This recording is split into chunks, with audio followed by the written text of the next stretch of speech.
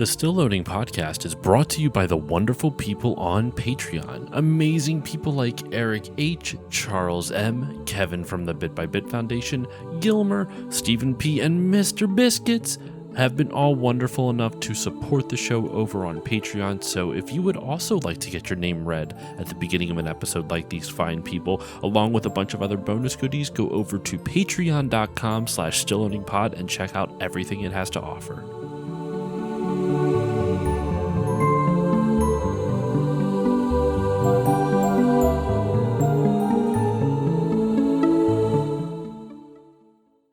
On this episode of Still Loading, wouldst thou like some puff puff, my lord? Thou thost protest too much, puffin shit. Because I'm going to leave that in.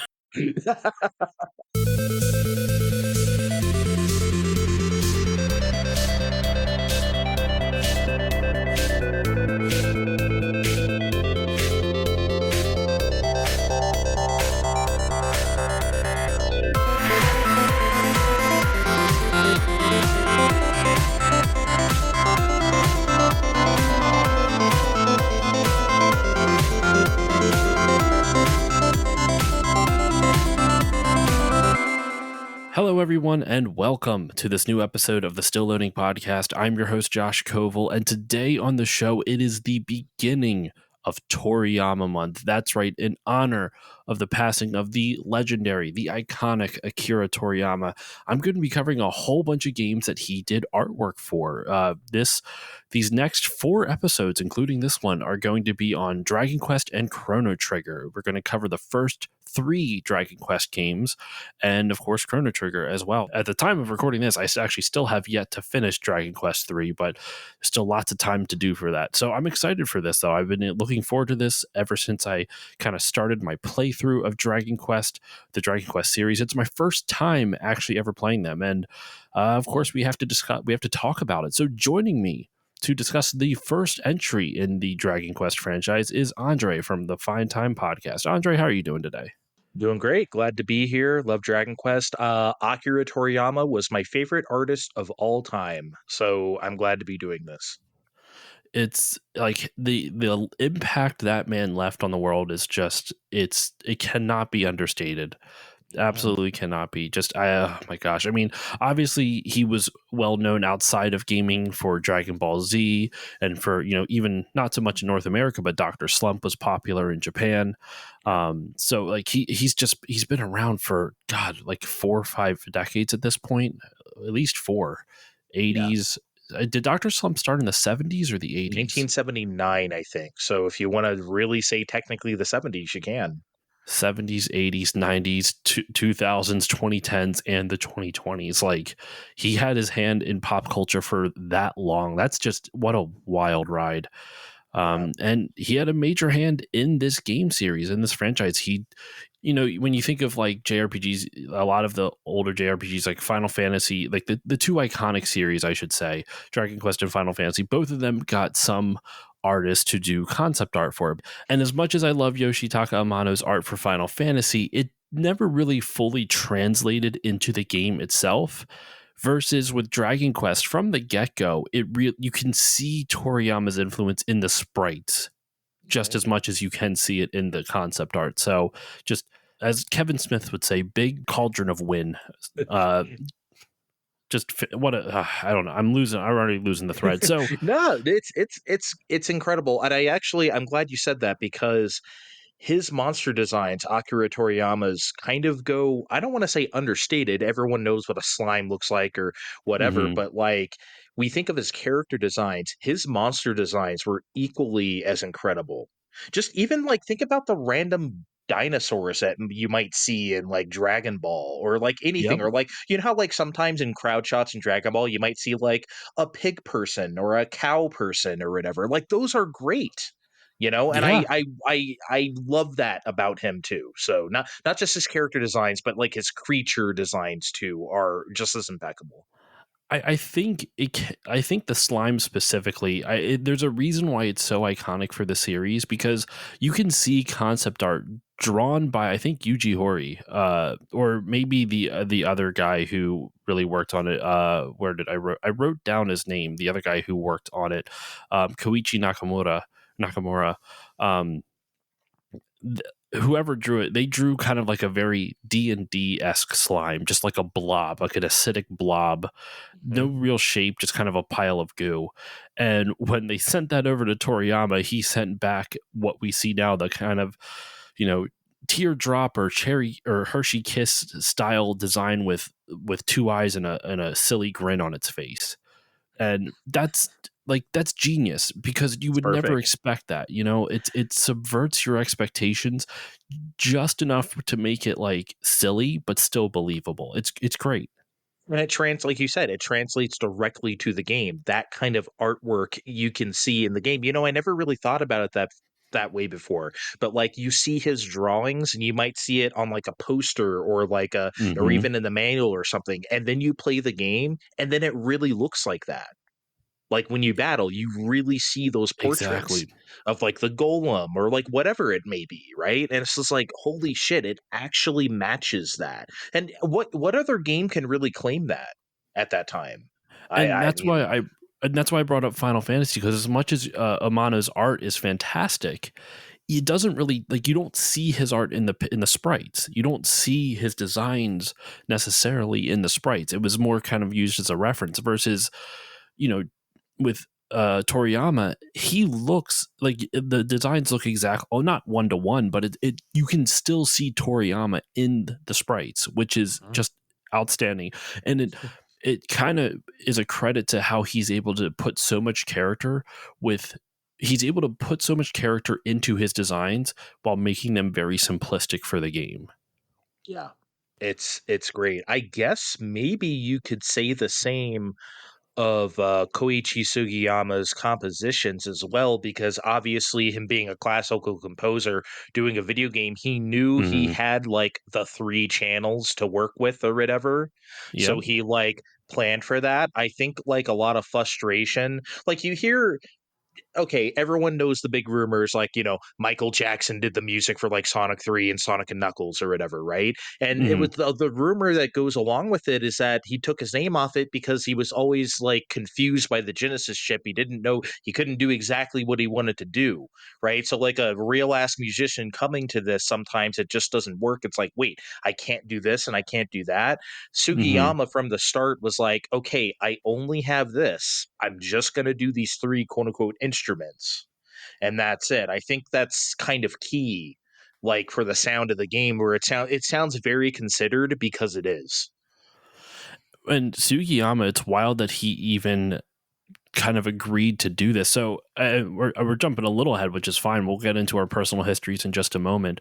But this is a good time to bring it up. Sugiyama asked to not be on Dragon Quest specifically, but he asked Enix specifically to work with them. He was already an Hmm. established composer for television, like a well-known, established, and respected composer in Japanese television. And he sought out Enix and was like, I like what you do. I want to be a part of it. And his first game that he actually ever worked on was a game called Wingman 2, which came out just a few months prior to Dragon Quest in 1986. I think it was May 86 was Wingman 2.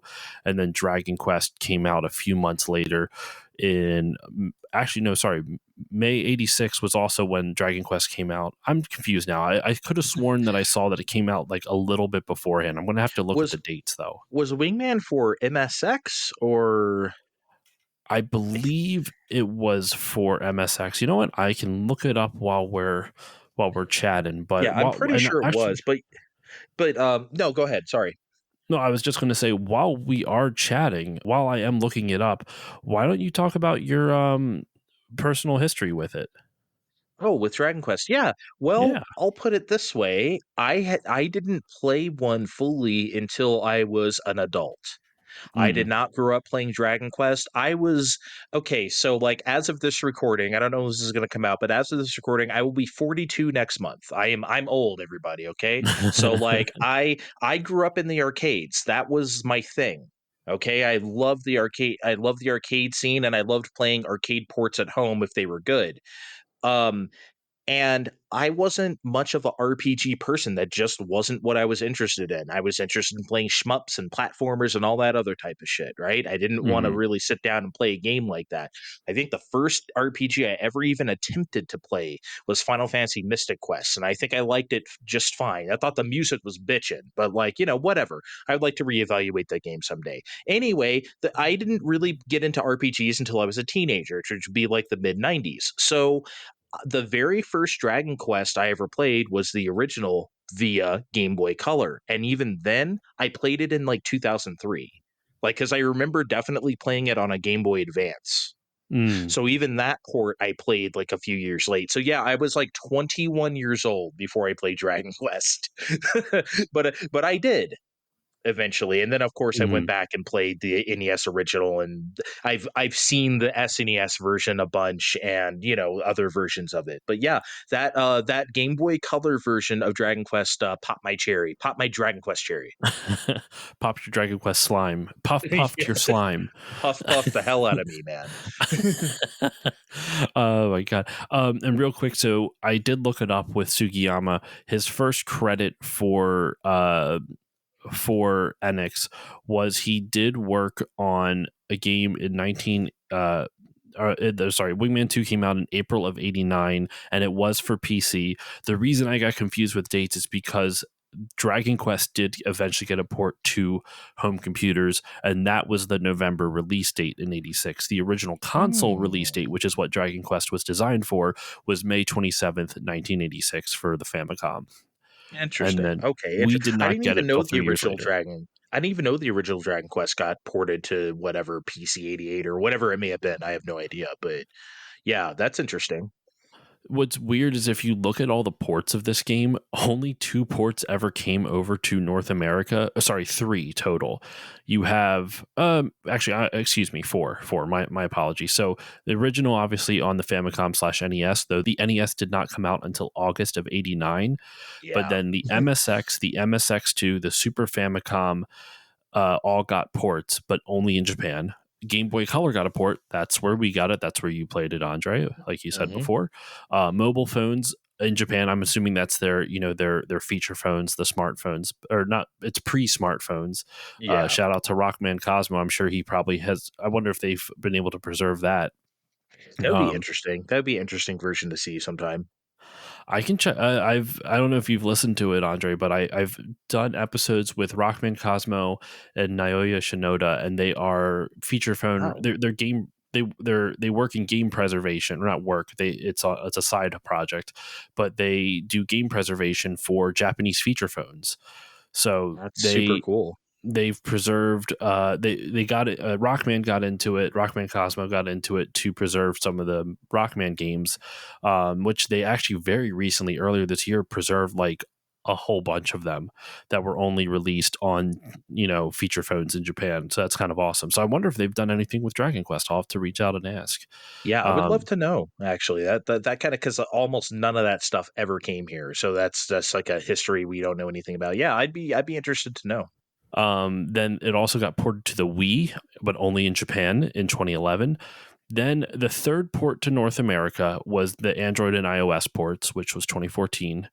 The Nintendo 3DS and PlayStation 4 got a version of the original Dragon Quest, but only in Japan.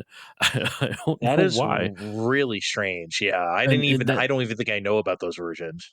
well, and that was as recent as 2017, right? Like it's not Wow. like it's that long. I mean, it's 7 years ago, but it's not like it's that long ago.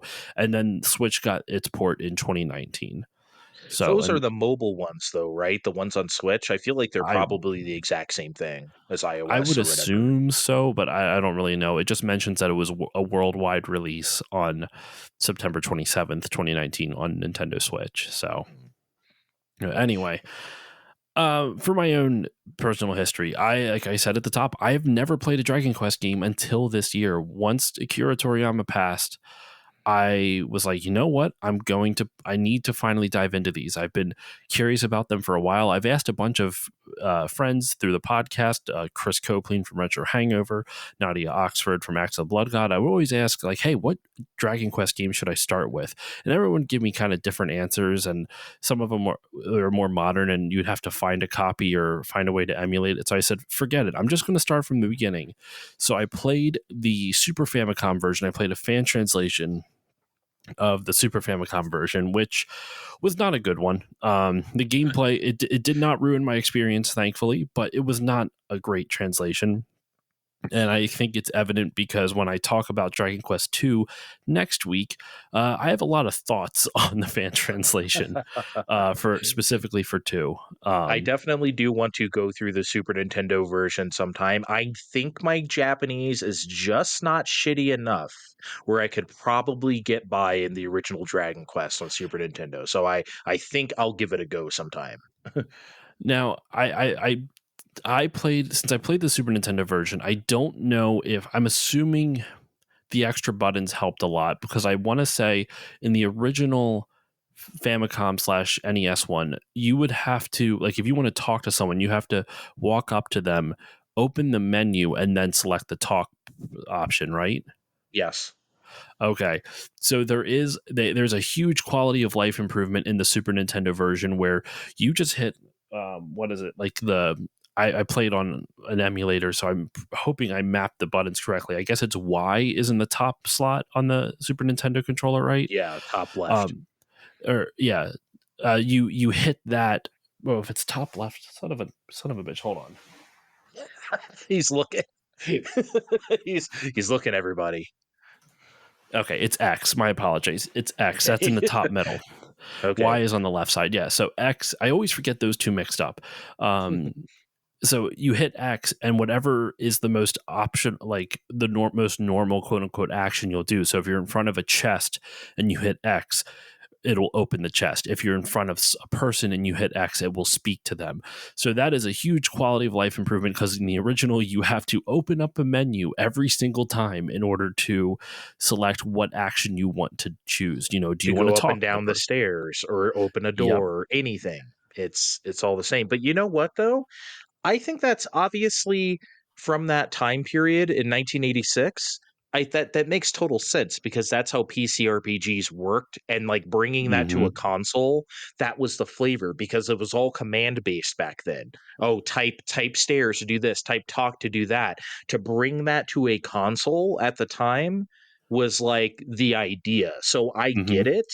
Obviously, by even like the end of the 80s, we kind of stopped doing that already, and I don't think Final Fantasy ever did that. So I No, it think didn't. I understand how that became like outmoded pretty quick. However, for the time, it makes total sense why it was that way. And honestly, playing through the NS original for purposes of this podcast, I really didn't mind it. Yeah, it's a little clunky. It's an extra step, but it's not like the worst thing in the world. It's fine. I I, think. I I do think it's buffered a little bit by the fact there's not a lot of NPCs to speak to. Mhm. So it does help. That would help. So I think I would have enjoyed it a little bit less if I had to do that. But I kind of just as a overall thought, real quick, I really enjoyed my time with this game. Like, I was Mhm.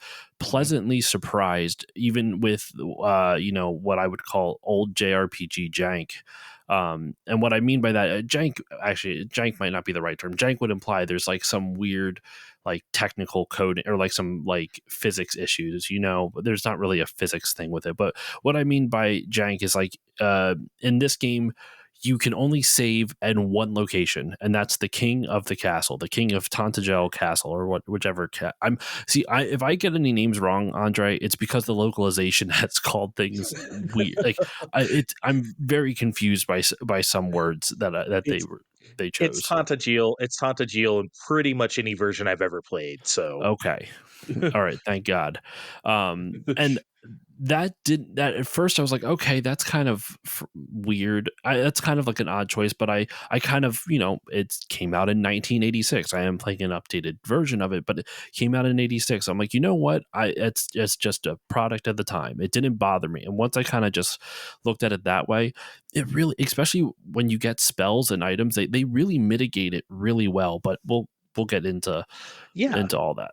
I think I that's the should. point though, was to have it Mm, have that way, so when you get the spells, they feel a lot more meaningful when you get them. It's like, "Oh, I can just do exactly. this," or whatever, and I think a lot of people lose that because everyone wants the instant gratification of, like, um I don't know if you know our Aaron from Super Pod Saga. I don't know if you Hmm. okay, Yep, yeah. I've I been on I his hang out show. in his server sometime and yeah, okay, good. And he asked a question in his server recently, his Discord server of like what old things you hate about games and almost everyone said I can't save wherever I want. And That it's never like bothered me as long as you design around that. yeah, that's my point. It's like, yeah, I get like something games can be stingy about that, but especially like games like this, they want you to save in certain spots or save a certain way for a gameplay reason. And Hmm. maybe we should like, understand that and instead of just being like, I want to save right now. Like I don't know. That's just an aside, I guess. But No, I I I, think I didn't mind that Dragon Quest only lets you save at the castle. neither did I, and I think we can go into the gameplay here a little bit. I'm going to kind of sprinkle in a lot of the background history that I kind of wrote down in our notes here as we go through it. It really didn't bother me, and one of the things that I think is the reason it didn't bother me is the game world isn't huge. Like Oh. it doesn't take really that long to get from into any point of the map, even by walking, and the encounter rate, at least on the Super Nintendo version, never felt like too unfair. Now maybe they lowered the difficulty on the Super Nintendo version compared to the original Famicom version, because every place that I've read listened to, watch videos on, they always talk about how hard the original game was. And Mhm. I'm wondering if they like you played the original one and then the Game Boy Color one. Was there a difficulty difference that you noticed? 100%. Absolutely. The NES game can be rather brutal sometimes. Okay. Not in an unfair way though. I don't think the game is like unapproachable or like bad or anything like that, but it definitely can be. It's not just encounter rate, it's the way enemies can attack you and they adjusted a lot of values of like how much damage things can do and stuff like that. So Yeah. it is a easier game, but I would never say that like the Game Boy Color version is easy or like I haven't played the Super Nintendo one. I assume the difficulty curve is probably the Game Boy Color one is based off the Super Nintendo one. I'm just going to assume. Most And likely. yeah, and that they're not easy games, would you say? But definitely the NES version is much more arduous, especially for grinding. But I again, it's an RPG, right? You can sit there and try as much as you want. Eventually, you're going to do it because you're going to level up enough, right? So, Mm. how hard could it really be? At the same time, yeah, it NES version is harder for sure. Okay, that explains it a lot better than, at least for me, because I never had an issue with the difficulty at all. Like I never once felt like the game was unfair because you could just grind up levels, and the fact that you, even at this point in the game, you could buy an item, and if you hung around the castle for a little bit and you grinded up a little bit, got some money, even if you didn't buy new armor, you could go back to the town and buy a wing of wyvern, and Mhm. that item would just take you right back to the castle. So you could literally go out, grind, and when you notice, like, all right, I'm not going to be able to survive another encounter, use the wing of wyvern, head back to the castle, save real quick, and heal. And it really felt like they gave you plenty of tools, and easy tools at that, to be able to survive the early stages, because you just buy one wing of wyvern, you buy a few potions, and then you go back and you stick around the town at the start because you can heal for relatively cheap at the town. I think Breckenary is the town, right? Yeah, it's just a few gold too, so it's not even Yeah. a pretty And negligible. you get more that you earn more gold per a simple, like, even back then, in like a single combat encounter, than it costs to completely refill your health at an Mhm. inn. So like it never feels cheap at all, at least to me. So It definitely I really didn't to like me that. either. Yeah, well, and you could do this kind of the same thing in the NES version where it's like, yeah, you just kind of hang around the castle, do some grinding a little bit, and that's all there is to it. So I I will say though, as you get to like level 12-ish, maybe 13 in the NES original, that grind does start getting real. That's the thing that the Super Nintendo version and the Game Boy Color version really flatten out, is that part. Okay. Because once you get there, oh baby.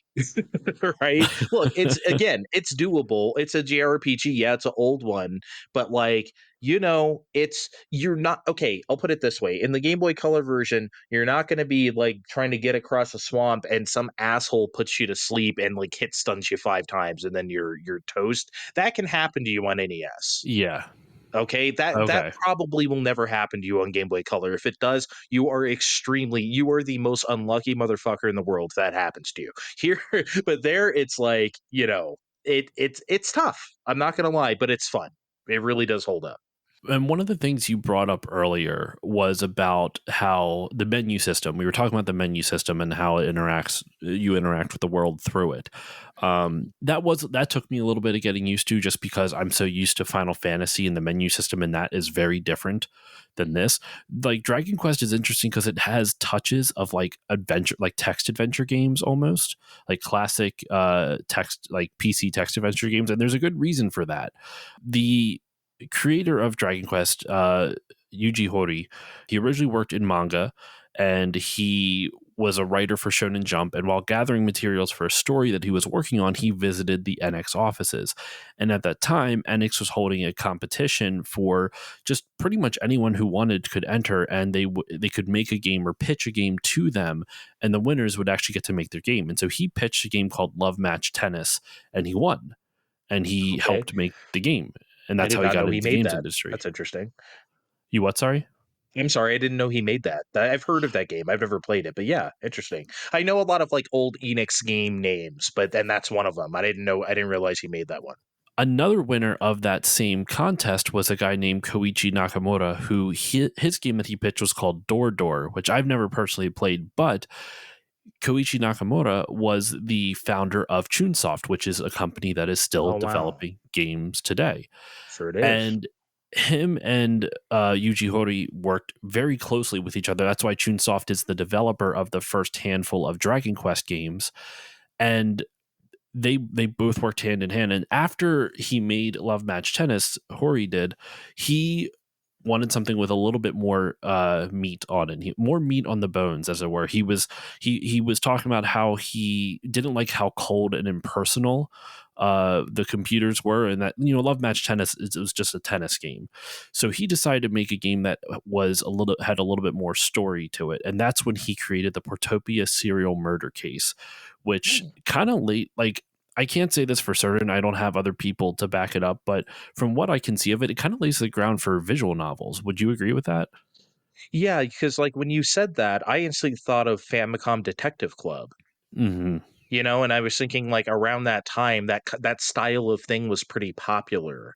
And of course Famicom Detective Club being on the Famicom, as the name says, it's like your Famicom disk system, if you will.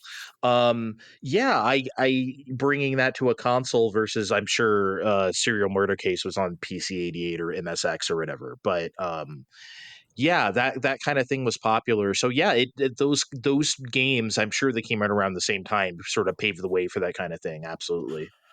So the Portopia serial murder case came out in '83 original for the PC Whoa. 601.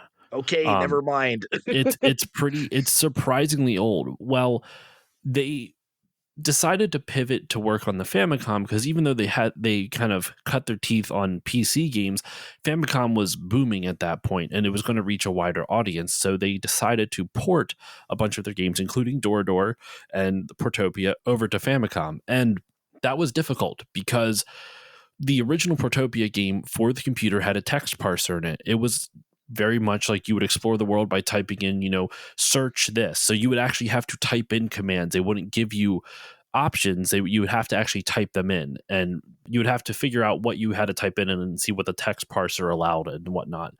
Right. You couldn't do that on the Famicom. Even if there was a keyboard peripheral that you could buy, but even if you had that, the amount of space on the cartridge probably would not allow for a full text parser. You You probably couldn't know, do that, no. no. So what they did instead was they dropped a lot of they dropped the text parser and just gave players a specific set of words and verbs that they could use to interact with the world and explore through the game.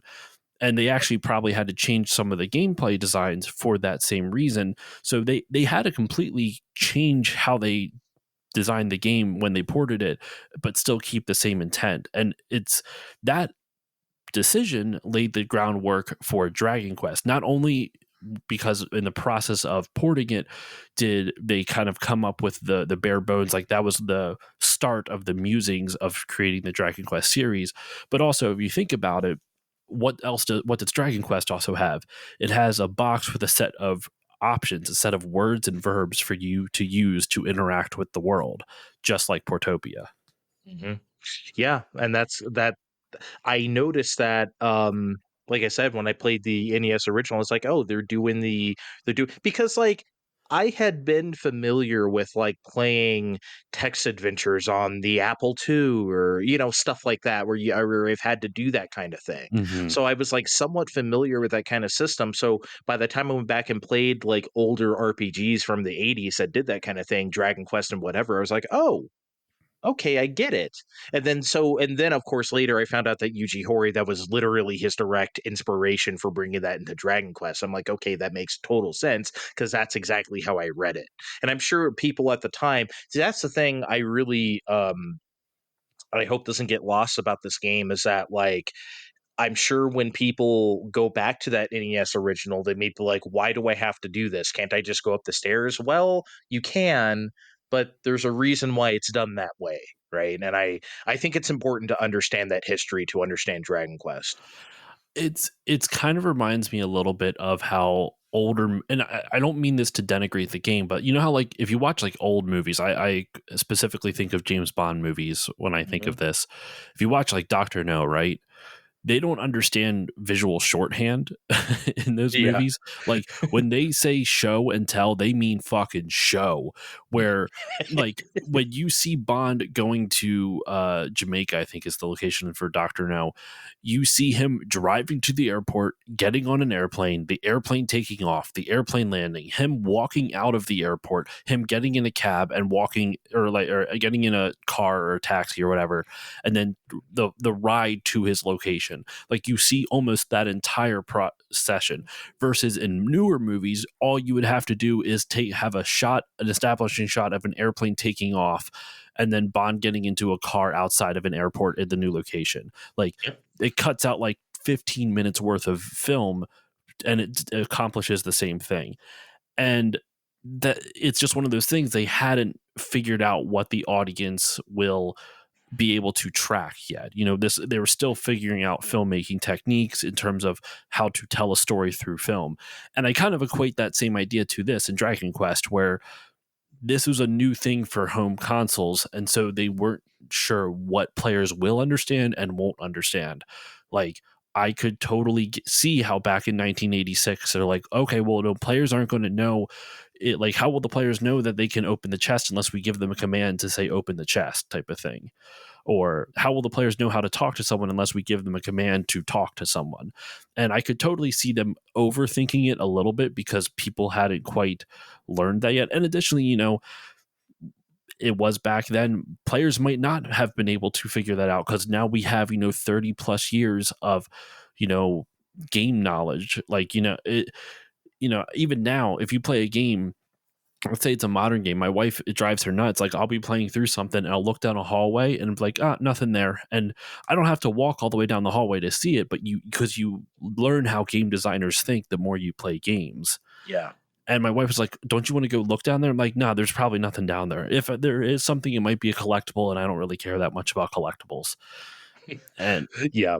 and then you move on. And I feel like they did not know that, and maybe players didn't know that. So it's interesting to see the influence of like text-based games, like almost like visual novels, on this game. Additionally, the biggest influence on Dragon Quest were two very influential RPGs, Ultima and Wizardry. Oh yeah, Uh, yeah, and you can see it, baby. Especially wizardry. mhm. I see more than Ultima personally. That's what a lot of people have said. I've never personally played Ultima or Wizardry though, so I can't say what it is. If you could speak more to it, Andre, what are some of the similarities that you see? It's the way for me with wizardry, it's the battle system and the way Mm, it displays to you, the way it displays that big card of like, here's where you are, and then here's the enemy. Right? Because I think that to me, that's a wizardry thing. You know, it's funny. okay. As of this recording, next month, Digital Eclipse is re-releasing the first Wizardry, like a full ground up Yeah. remake. I cannot wait for that shit. It's gonna be so good. I cannot wait. But And like, yeah, go ahead. I was just going to say, and the fact that they're running that game on original source code too. Yeah, it's so it looks crazy. I cannot They wait. are bonkers. I've had a few of them, people from Digital Clips, on the show a handful of times. They're awesome people. I'm excited for that. I want to give it a shot at some point as well. But anyway, I'm sorry. Continue. No, I didn't really no, it was just that. It was the battle system. It was that's the thing it reminded me of and the way um so obviously wizardry is first person, right? And Dragon Quest is not that. That's a that's something that might be worth talking about because almost all RPGs to that point of this style were first person. They weren't like Mm. this. I'm not saying there was no top-down RPGs, but but Dragon Quest definitely like after Dragon Quest, all of them were like that. Well, you can And kind of see. Oh, I'm sorry. I cut you off no, again. no, no. No, say it. I was going to say you can kind of see. So, like, Hori was a bigger fan of Ultima, and Naka. What is it? Hold on. I have his name down here. I'm so sorry. I just forgot his name. I want to say Nakamura? Nakamura. Yeah, Nakamura. He was a fan of Wizardry, and Nakamura is the Chunsoft guy, so he's in charge of developing the game itself. And Hori was more responsible for kind of like the general overall layout and story and everything. So you could kind of see how the person programming the game would have the wizardry influence when the core gameplay mechanic is very wizardry inspired, and the Yeah. story mechanic, exploring the world, talking to people, is more Ultima influenced. Absolutely. Yeah, you can definitely see the two, but the battles are definitely wizardry. And especially with I don't know, like it might sound weird, but like the feel of spells and like the way you Mm-hmm. use them also feels very wizardry to me. But yeah, it's so interesting to think of Dragon Quest as like an amalgamation of the things before it and the things at the time because everyone now thinks of like the Dragon Quest as like the grandfather of JRPGs and it 100% absolutely is, but everything has an influence. Everything has a seed.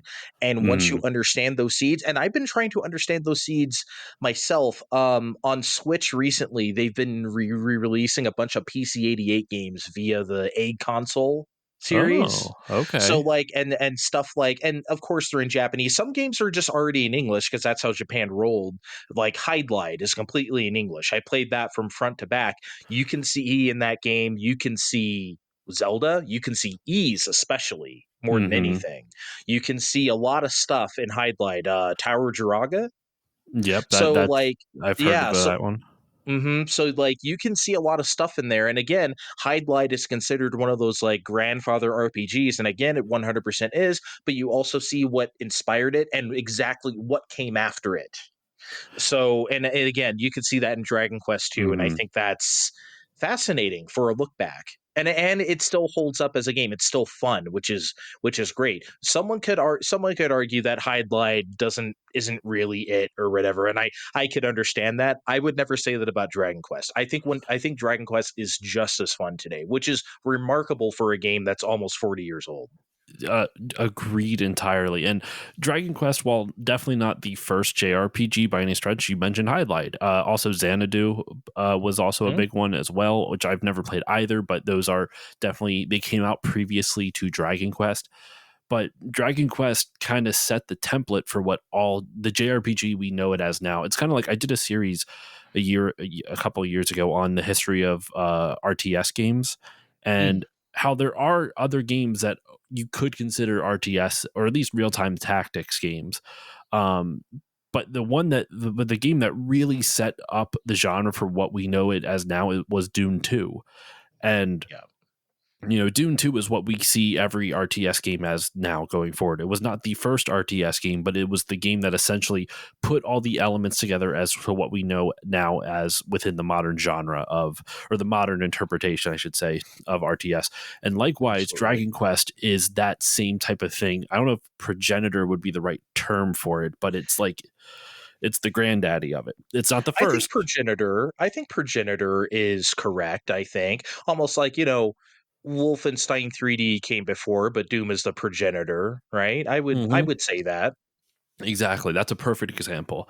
And if you go back even further, Dragon Quest was heavily inspired by, like we said, Ultimate Wizardry. Those games were heavily inspired by D&D. Like Dungeons and Dragons, like it's one of those that game. I don't think you could ever.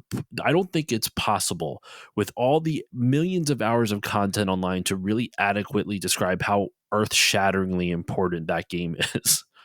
Like You can. I'm not it's even sure it's possible. Where do it's you not even possible. begin? Because then you should even go back further to like the military games, the military tabletop games that kind of inspired D&D originally. But D&D once again was not the first of its kind, but definitely the progenitor of pretty much every RPG, Japanese or otherwise, that we see Mhm. today. It's Yep. wild. So yeah, I at least wanted to point out the D&D connection, how D&D inspired Wizardry and Ultima, which in turn inspired Dragon Quest. When Mhm. writing the game, though, Hori took him about a month to write the game.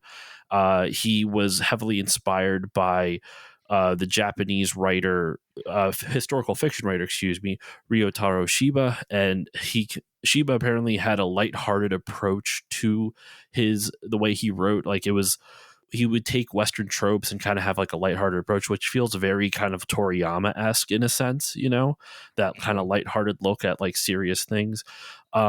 He originally wanted the plot to revolve around like ninjas and samurai, but it's kind of weird to think now because whenever we think of high fantasy, it's almost always Western tropes. But back when this came out, that was not the norm over in Japan. Like everyone in Japan was used to ninjas and samurais in their like fantasy type of things, or like uh maybe historical setting type of thing. So he went with the Western tropes of swords and sorcery and knights and dragons and stuff because that was not the norm in Japan in 1986, which is just, I can't even imagine now.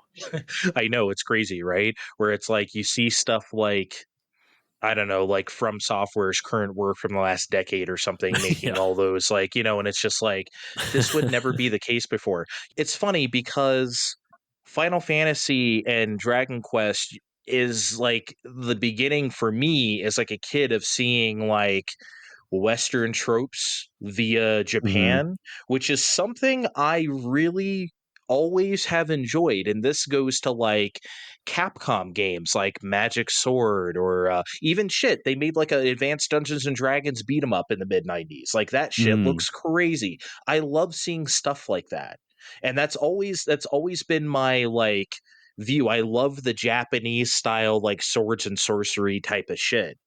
It's always been like my favorite like motif from Japan. So it's interesting. And of course, as a kid, you don't internalize that as like Western tropes from Japan coming back to us, in a different way. Yep. You just kind of think of it as what it is. And I love it. So like when I go back and look at Dragon Quest, I also think of it from that angle. It's like, oh man, this just really kicked off that entire run. Honestly, more than Final Fantasy, I think of Dragon Quest for that type of thing. I mean, I could see that too because Final Fantasy eventually did get away from the swords and sorcery stuff, even Mhm. with like up to Final Fantasy. I mean, it took a while, Final Fantasy 6, but even then, Final Fantasy 6 still had a slight medieval aesthetic, not a crazy one. It was still much more steampunk, but Right. And then we get to um, 7 and 8 and that shit's over. sci-fi It's beyond done. all. Yeah. God, I love those games though. Even like 9, which goes back, it's even nine's kind of steampunkish. Yeah, But it then is. obviously after that it goes, 10 and so on. But anyway, Yeah. um sorry, were you gonna say something? No, I was just agreeing. I was just Oh, thinking about it just because, like, it's funny that, like, yeah, it's like Seven is so sci-fi, but then they just keep all the like, and Seven was the last one that was localized without like the spell names from Japan, like Firaga and like Thundaga and stuff like that. It was still mhm. like Fire 1, 2, 3 and stuff like that. And then 8 finally like did the Japanese names. But I was just thinking, and it's like, wow, this is so different, but yet they still have these like wizardry ass spells. I'm still Mhm. doing like fire and like ice and stuff. And it's like, this feels almost weirdly out of place. I thought that at the time, honestly, when it came out. It worked because it's Final Fantasy or whatever. But like, it's interesting how things get just so mutated over time, and it mutated in a good way, you know? Oh, absolutely. And Yeah. I mean, I definitely prefer the Fira and Firaga stuff more than I don't know. Just numbers just always bored me. Anyway, Well, yeah, uh, it's weird to have like, I don't know, you do a spell like flare, and it's like called like fire 4 or something, and it's like, yeah. okay, I guess, whatever. Well, you know what? And speaking of spells, we could at least talk about like the list of spells in this in Dragon Quest, which I actually brought up on my computer, and now I think I got rid of them. That's uh frustrating. I'll have to bring it up again real quick. Oh wait, no, well, I still have it. I still have it. okay. There's only like a handful of spells in the entire game. There's like 1, 2, 3, 4, 5, 6, 7, 8, 9. There's Ye- 10. 10, Eight, okay. 10 spells that I can see.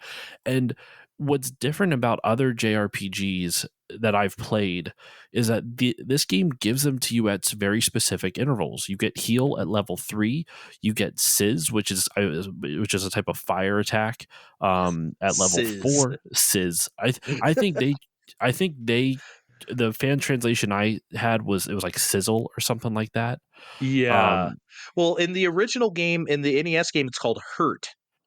And that's I'm what it like, was. yeah, it's called hurt. And it's always confused me. I was like, why is it called hurt? Like, what am I actually doing to hurt them? And I thought this, and like, so a few weeks ago when I was playing the game, I actually looked up the manual online. I found a scan of the original Dragon Quest manual, and they actually described the spell as fireballs coming out of your fingertips. So it's a Huh. fire spell, but in the game, it's called hurt. It's like, There okay, I guess. And then, of course, the big one is called hurt more. So which I whatever, I think is guess. which I think is sizzle. So there's Okay. sizz and sizzle, at least according to the wiki, the Dragon Quest wiki. I think there's more recent Dragon Quest games that still use Sizz and Sizzle, I think. I would and there's also stop spell, which was the other one calls it fizzle. I Okay. Oh that's yeah, that's Fizzle is used in common Dragon Quest, yeah, today. That's so funny. But you get these at specific intervals, which is so different from what I was used to. It's actually very, very D&D esque, where, Yes. if you play as a mage, you generally get spells at specific intervals. You can usually choose the spells you get depending on which version of I mean, I don't know all the D&D versions. I only played 3.5 and a little bit of 5. That's about Um, all I've played is 3, yeah. so I haven't even played 3. I played 3.5, and I've never tried 2, which I think was Advanced Dungeons and Dragons. Anyway, Mhm. I don't know the history of D&D all that well. That would be a full episode or full That's series, a I should that's a say. lot, yeah. Yeah, that's a big undertaking. But there's lots of spells in here. There's glow, which lets you in the dark dungeons. It allows you to see. It kind of acts as a torch, but it does illuminate more area. It's, according to the wiki, 4 times the area. And you also at level 13 get the spell Zoom, which is super important because Zoom allows you to travel back to the castle, so it allows you to save. So you no longer have to hold a wing of wyvern in order to go back home, and that's Mhm. super important because one of the it I consider it, how can I put this? In a modern context, it's a flaw. At the time, it was a limitation of the hardware. And they designed it well enough around that limitation where it felt more of a nuisance than an actual problem, if this makes sense. You have a very limited inventory space in this game. Yes, very. Everything you equip takes up an inventory slot. So if you have I forget how many you have total, but let's say you have 20 total inventory slots. You could unequip everything and hold 20 potions if you really wanted to. That would be stupid because you wouldn't have any armor, you wouldn't have a weapon, you wouldn't have like accessories, none of that. but so everything you equip does take up one of those 20 or however many inventory slots, which at first I thought was annoying, and I still think it's kind of frustrating. But the more I think about it, the more it actually kind of creates an interesting gameplay mechanic, almost like, I don't know if it's emergent gameplay, if you want to call it that, but you could prioritize things. Like, say you don't care about defense as much, you can remove like your helmet in order to have an extra item slot, and then you can use like another item in that location, like an extra healing herb or something like that. So you can kind of Yeah. game it a little bit where you take a little bit more damage, but you get that extra item slot, so you can do more, you can maybe last a little bit longer. There's also in the NES original, all the equipment slots are bespoke unto themselves. They don't take up inventory. So what you do Oh. when you go to the buy like a new sword, the guy will just automatically ask you, "Hey, you're going to sell this old one for X amount of money, right?" Okay, sure. And Mhm. then it just goes into your, again, not into your inventory, but just that equipable slot. So you can't actually change your gear. You just have the one thing. If you actually want to change your gear, you got to go back and buy an old one. If I don't know why you would want to do that. So that's why the game is set that way, where it's like once you get a new thing, you'll just automatically sell the old thing to the vendor, and that's it. It's not in your inventory space on NES. Oh, maybe I'm misremembering how it was in the Super Nintendo version then, No, or that's maybe how the what you described, that's how it works on Game Boy Color and I think Super okay. Nintendo. Yeah. That's No, so that's how it interesting. works.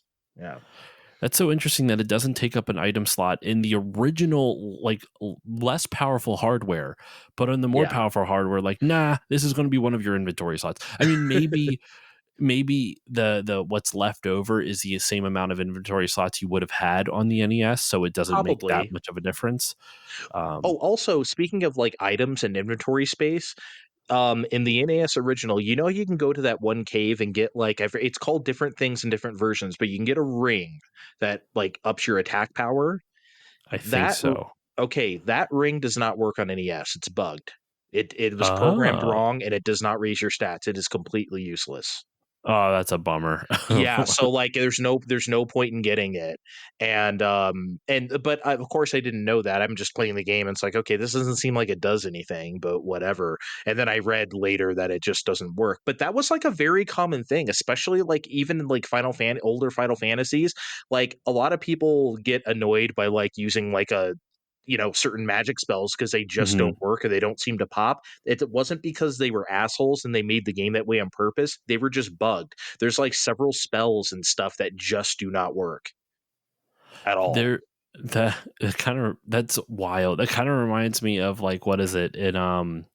I did not experience this myself, but I was listening to a friend's podcast on in the original Final Fantasy. There's that like that peninsula of power or something like that, as people call it, Yes. where it's Yep. it wasn't intentional, but there's like one corner that you can like fight super powerful enemies, and if you're able to kill them, you level up like 4 times before like earlier than you're supposed to, because it gives you so much experience.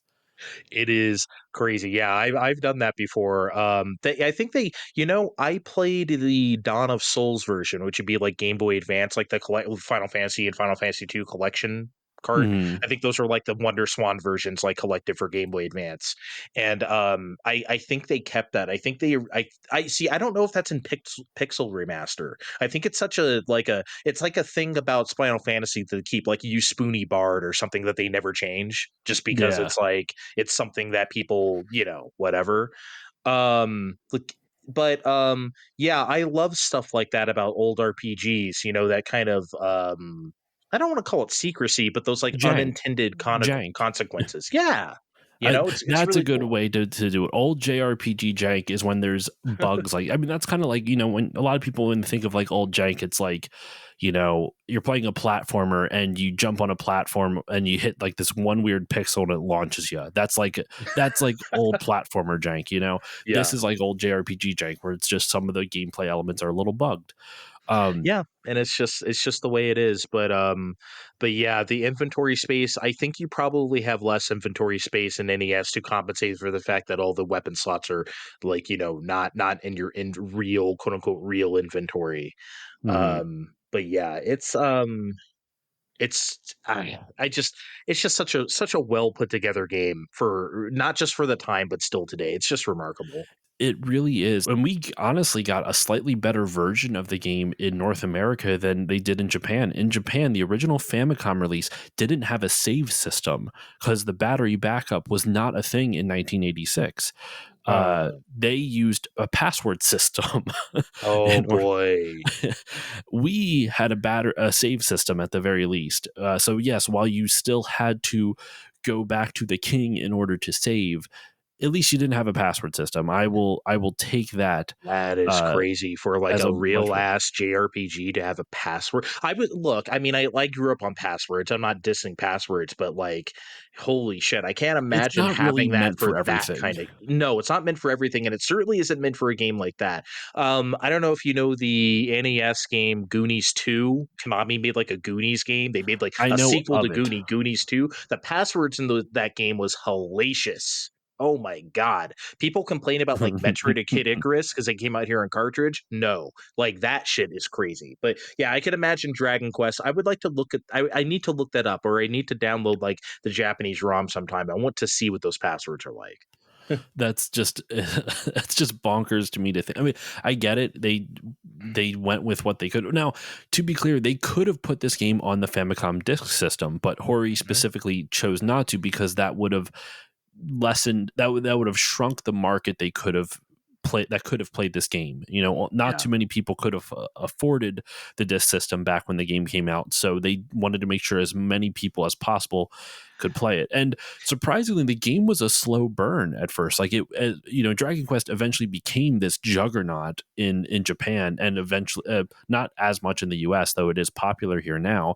But yeah, it became a juggernaut in Japan, but it was a slow burn at first. And one of the reasons it grew in popularity, specifically Dragon Quest 2 was like a huge success compared to the first one, is because of the connection with Toriyama. Toriyama could advertise the game in Shonen Jump for weeks. yeah. And so Mhm. they were just constantly advertising it in the most popular manga, I guess, periodical. I don't know what the proper term would be for what Shonen Jump was. Was it weekly? Was it monthly? I don't know what the frequency was. Yeah, I don't know the serial release. Yeah, But the fact that it could be promoted consistently for years helped more and more people eventually it would wear down the public to a point of, all right, we'll try this game. And so when yeah, Dragon Quest 2 came out, you already had years of advertising for this series, and Dragon Quest 2 was huge. And it was so popular. Dragon Quest eventually became so popular that by the time it came over here in North America, Dragon Quest 3, which was just bonkers in Japan, was mhm, already out. So Nintendo decided to publish the game themselves in North America, which was a pretty big thing considering it wasn't their own property. Um, they decided to publish it themselves, and they advertised it in Nintendo Power like crazy. And this game was the famous one that like they gave away with Nintendo Power subscriptions in they order sure to did. get listeners into JRPGs. I read, now this is from Wikipedia, I would have to check the source, but apparently this giveaway attracted nearly 500,000 new subscribers to the magazine. Wow. That's crazy. Well, I mean, I'll put it this way. My cousin had the subscription to Nintendo Power from like day one. So this would be like 88. So this would be before Mhm. this like promotion. And I remember this promotion because he got the magazine well through like the mid 90s. And then I picked up my own subscription after that. But yeah, like I remember that being a thing. They advertised the hell out of that and all the insert cards where it's like, hey, subscribe and you get this. And he wasn't into RPGs any more than I was. So like we never Yeah. played Dragon Quest. He may have had it because he like re-upped his subscription, but like yeah, but no, famously, yeah. But this might be a good time to mention that the NES translation has references to Howard and Nestor. Speaking of Nintendo Power, like, because I forget what NPCs talk about this, but someone does say, like, hey, have you seen that Nestor fellow? I wonder where he is, or something like that, or whatever in Old English. That's funny. Oh Yeah, yeah, because and someone else mentions Howard, so I'm like, okay, I see you, Nintendo. I mean, you put it in the notes too, man. The localization for this game, just bringing since you brought up Howard Nestard, is one of the most ambitious ones of its time. Like you didn't see this much effort put into a localization. They went in with an old English style for North America, and what was it? There was something with the localization I wanted to bring up that I'm blanking on now. But do you have anything to add to the localization? I know you wanted to touch on it. Yeah, I just think it's really, really great. Like I said, I played this a few weeks ago as of this recording, in preparation for this, and like it it's in Old English. They completely do the entire Middle Earth, if you will, like totally Old English style of speaking in this game. Every NPC, even the quote unquote narrator when you're fighting, there's like a lot of words in this game. Like I wrote some of it down because it was like so wordy. Because like, okay, Hmm. when the enemy attacks you, it's like, the red slime, let's say the red slime attacks, a miss, no damage hath been scored. And it's like, you don't even, because nowadays you just see like this red slime missed, and that's all it would say. But back then it was like a whole like couple sentences. And then I love the thing when you level up, it says, and I quote, "Courage and wit have served thee well. Thou hast promoted to the next level."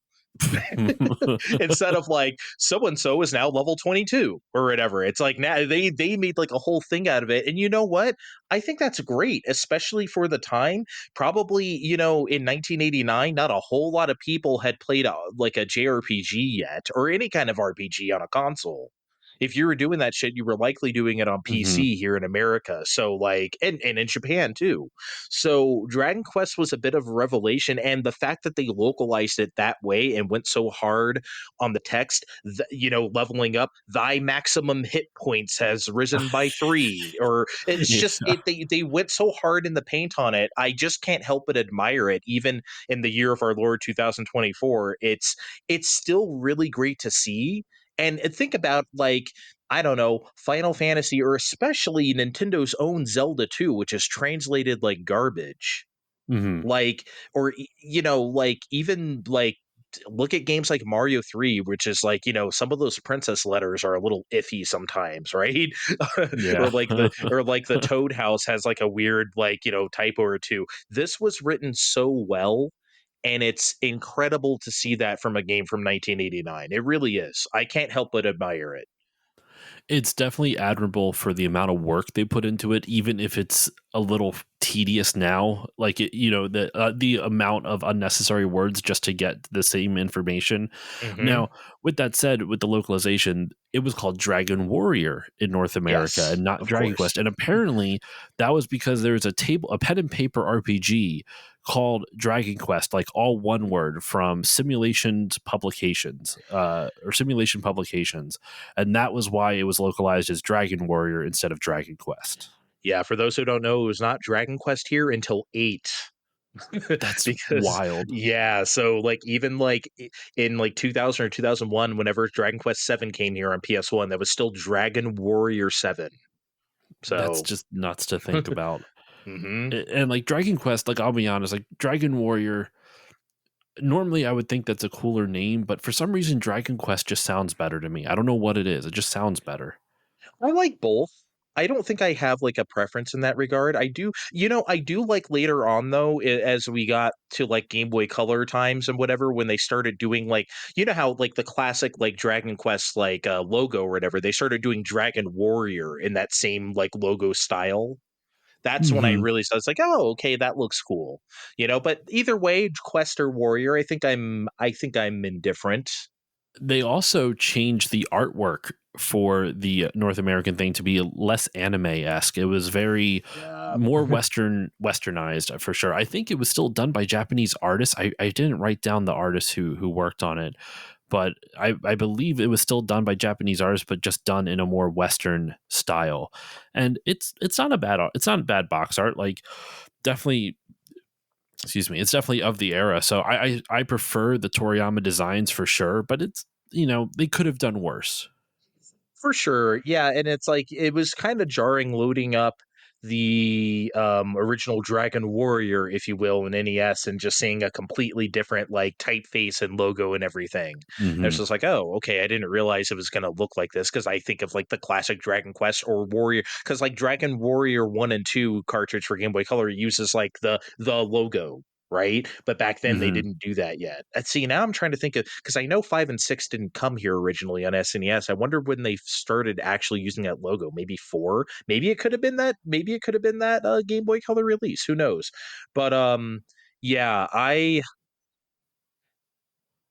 I don't know. Well, I lost my train of thought. I'm sorry. No Shit. worries. Well, we um, no. We're good. We can move on to the next thing I want to talk about, because we've been talking about the gameplay for quite some time, and there's still a little bit more to discuss, believe it or not, because we've gone into most of the history that I wanted to talk about kind of throughout this gameplay section. mhm. And the two things I want to bring up now are the actual combat and the way the game is, like the way the story, we're going to go into the story in just a moment, but the way the story is told is very linear, and the way the game is designed is very linear, so much so you only fight single enemies in this game, which is, we're so used to in like modern RPGs, you might fight groups of them, but no, it's just one on one. There's no people in your party either. It's just you, the dragon warrior, as it were, the legendary, what is it? The ancet no, what's, oh my gosh, what's the word I'm looking for? Your ancestor is the legendary hero Erdrick.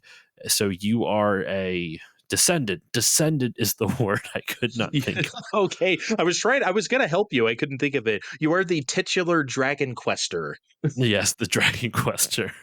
Uh, and what I like about this game, though, I think what really charmed me about it is that all of that quote unquote JRPG jank that I talked about before, you can only save in one spot. Some of the items don't work, which I did not have in the Super Nintendo version, but that is interesting that in this one it did not. Or in the Famicom/NES version, there was some stuff like that. But what I love about this is that it is a very linear, straightforward game.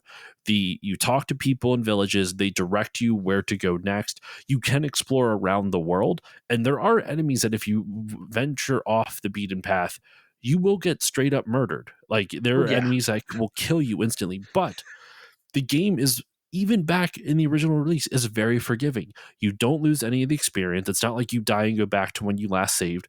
The worst that happens is that you lose half of your money. And while yeah, that is awful, because if you're trying to save up for something, I think it's actually a pretty fair like punishment for death. Now you could make the argument like, you're punishing me for exploring. I'm just trying to figure out where to go next, and I wander into a place that I'm not supposed to. But it's not that steep of a punishment. You nah, you still retain all the experience. Like if you need 500 experience up to get to the next level, when you die, you still need the same 500 experience. It doesn't reset anything. You just lose half your money. And by compare this making to the like Dragon Quest II or something like that, where like if your party wipes or whatever, all of them are in coffins. You got to go to the church and resurrect them, and uh, you have to like it is crazy in that game. I mean, I'm sorry, I don't, not to. no, I'm no, sure you're going to talk about that game next week, and I'm just saying I that. Yeah, have I'm a agreeing lots with of you. feelings This about 2 and 3 so far. it it's not good. But sorry to spoil the surprise, but like yeah, this game is very forgiving, and personally I would have really enjoyed this. Like I said, I didn't grow up playing RPGs. I didn't start playing them till I think the first one I really played seriously was Chrono Trigger. That came out when I was 13. So I was Mm, like already a teenager, right? So it's like again, folks, I'm old. I'm sorry. So like I I really I would have enjoyed Dragon Quest because it was a single person and you only fight a single enemy at a time. And that was refreshing to me in like 2003 or whatever when I played the yeah. Game Boy Color version. Let alone back then where it might have been like the first thing I ever played where it's like, "Oh, that's like a perfect entryway." That's why always suggest when people ask like if you were to have asked me what Dragon Quest you should have played, I would have said definitely just play the first one, ease yourself in. Not that you're like an RPG noob and you can't handle a party or multiple enemies, but like the simplicity of it, even in battles, and the fact that you're just a single person, there's just something very. I don't want to say calming. I don't know the word I want. There's No, something very nice about yeah. playing a single person RPG. The simplicity of it is refreshing, is the best way I can describe because so many RPGs now are bogged down. I don't mean that necessarily as an insult. A lot of RPGs can do good things with lots of complex systems, but when you play a modern RPG, not only are you in for generally a minimum 50-hour experience or 40 to 50-hour experience, um, you also have to learn an entire system of mechanics, like multiple systems of mechanics. Like even go back to like PS1 era, right? I'm a huge Final Fantasy VIII fan. Story issues aside, um, I love the junction system is incredibly complex, but it's Yeah, one of my favorite things. Then you all, besides the junction system, you also have to learn about the Guardian Force system, which is connected to the junction system, but you know how you level up their different abilities. And then you also have, oh my gosh, the card game. I'm blanking on the name of it. Triple Triad Triple Triad. Thank you. Then you might be also have the only Triple thing I Triad. like about that game myself, but I, I am a world renowned Final Fantasy VIII hater. I'm sorry, but yes, oh, you I don't have to played the game, so apologize. I understand all the systems you're talking about, I and it is I it is a lot. I adore the junction system, even though the drawing system alone is even though it's a subsystem of the overall gameplay. So like there's a lot, and that's just in 1990. What 80, 98, 99 99 is here when it came out. yeah 99, 99.99. and like that is all in a game from the 90s, right? Now JRPGs have just gotten more complex. They've added more layers to it. There's like RPGs based around like crafting systems, like the Atelier games, Atelier or whatever, the Atelier games Yeah, or I tell whatever you, you yep. call them. And I'm not saying that to denigrate them, but when you go back and you play Dragon Quest and it's just one person, one hero, one enemy, that's it. You level up, you get new spells, and so because it's so simplistic, every time you mentioned it before, Andre, every time you get a new spell, it's like, oh my god, this is like game changing. There's It really, something it's yes. huge that happens every single time. I can heal now. Oh my gosh, I can actually do magic damage and I'll do a little bit more. What? I can put enemies to sleep. Oh, now I don't have to use torches. I can glow. I can make the dungeons glow without it. Hmm. And then you get like status spells like fizzle, which is stop spell, which is essentially silence as we know it from Final Fantasy. uh Very useful in the NES version. Holy shit, you're not going to survive that game without stop spell. there you go. And evac, which allows you to teleport out of dungeons. Then this is, I would consider, not jank, but it's definitely an older RPG style. You can't just teleport wherever you are back to the town. If you're in a dungeon, you have to use the evac spell, so that way you can get out of the dungeon, so that way you can then use the zoom spell to jump back to the home castle. I Neither here believe nor in there. NES, evac is called exit, if I'm not totally Okay. mistaken. Yeah, same thing, um obviously. and that there's only so many spells. Like I said, what, 10 spells or something like that? There's only 10 Hmm. spells in the entire game. You get them at very specific intervals, and generally you get the last spell when you're pretty much close to fighting the final boss, the Dragon Lord. And there's just something wonderful about not having to think about all the different systems. You're just going through the game. It by having the gameplay be so simplistic, it makes grinding a lot less like frustrating, I should say, because I don't mind grinding in a game. I don't mind that, but if they want you to do a lot of exploring, it gets under my skin a little bit with it. Gets under my skin a little bit, but with this, Yeah. because the world is so linear and the actual like leveling system is so linear, it's just nice. It's refreshing. It doesn't. I don't know what it was, but when I was playing it, I was just charmed by it. I'm like, this is so simple, but it's good. It's like a solid foundation, which makes sense because a lot of stuff was built off of this foundation. Absolutely. I completely agree. And you know what else makes it a very relaxing and good game in this way? There was a lot of games in the mid to late 80s, whether they're adventure games or RPGs or whatever, that are pretty goddamn cryptic. Right? Mm-hmm. The original Zelda is like secrets galore. I mean, like, Mm-hmm. look, you can't figure out that entire game just by playing it. The whole point of a game like Zelda was to ask people who had it, hey, have you tried this? Oh, did you find this over here? Hey, in this dungeon, I did this. That was the whole point of Zelda, to get people talking. And that's why it sold millions of copies, because of the secrecy of Mm-hmm. it, figuring out the thing. Dragon Quest doesn't have that. All the NPCs, like, tell you exactly like everything in the game that you're supposed to know. Even like what is the princess, or not, maybe not the princess, but like somebody says to you like, hey, if you go 70 north from the castle and like 40 east or something, you can find this thing. And then Yep. like you can actually do, like, I feel like there's other games that might just be like, hey, why don't you go look in the swamp? Okay, where is that? And then once I get there, where do I look? But this game just tells you exactly what to do in that regard. Or like, hey, if you walk paces down from that fountain, you'll find a flute or Which something. And is it's just pretty necessary for later on in the game. exactly, but, like, I feel like a lot of games would make that kinda at the time, would make that stuff super cryptic, and Dragon Quest just isn't that kinda game. It isn't the kinda old game where you're gonna need to bust out, "Okay, let me go to game FAQs because this game is just who knows what I'm supposed to do here." And Hindlight is like that too, it's, like, mhm, full of secrets that you just will not figure out. Dragon Quest is, so going back to what you're saying about just being a cozy, like, simple experience, Dragon Quest works in that way too because everything you need to know about the game is like in the game. They're not trying to trick you, which is good. and as a bit of a spoiler, I have not recorded the Dragon Quest II episode yet, but as a bit of a spoiler for what I'm going to say there, Dragon Quest II does not do that. And one of that what I like about Dragon Quest One is because they're so specific, it makes the high encounter rate of the random battles a lot easier to deal with and bear because you have a clear objective of where you're trying to reach. Mhm. Dragon Quest 2, and I'll get to the specifics of that in the next episode. There's a section of the game that wants you to open up and explore the world, which normally would be a really cool thing. But because the encounter rate is so high, it makes it a lot more tedious when you don't know where you're supposed to go and it takes a long time to travel, not just due to the random encounters, but also due to the sheer distance and size of the world. So Yeah. Dragon Quest 1 was just really awesome because if you strayed off the path and you got to an area you weren't supposed to, you died, you'd go back to the castle, and at most it would take 5 minutes to get from the castle to any extent, like to the farthest reaches of the world. And that's not that much time in a JRPG for travel at all. It's very small, yeah. So I really, really, really love that about the game.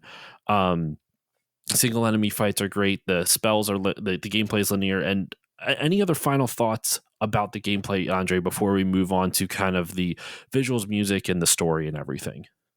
I don't think so. I think the only thing I have left right now, because I don't even know when I'm going to say this. There's a guy in a town. I think it's the town where you find the flute. There's a guy off to the side where you have to walk through like a few squares of sewer, not sewer, sludge or whatever to get to him. The stuff that hurts you to Yeah, get to yeah. talk to him, and Poison then you talk. swamp, as they call Yeah, it. poison swamp. And then you talk to him, and he's like, hey, you don't have all the good armor yet. Come see me some other time. And then when you have all the Eldritch armor, you talk to him again. It's like, hey, you found it. And then that's it. He doesn't like give you anything. It's like, okay, well then why did you tell me that? I mean, I came back to you. I'm all in full regalia right now, and you got nothing to say. Like, okay, thanks for nothing. I thought that was weird. Other than that, yeah, I think that's it for gameplay for me. The only thing I can think of as a benefit of that guy is that if you have the best armor, now you don't have to go around exploring the world anymore to be like, all right, That did is I true. find everything? That's the That only thing I can think of. But I feel like that's a very hyper specific thing that only a handful of players would worry about. Also, something I forgot to bring up is that with all the different things that you have to find, the echoing flute or whatever it is, that in that town, like there's all the NPCs are really interesting in this. I shouldn't say all, but they're fun. And mhm. that town is where the Puff Puff girl is for for the game.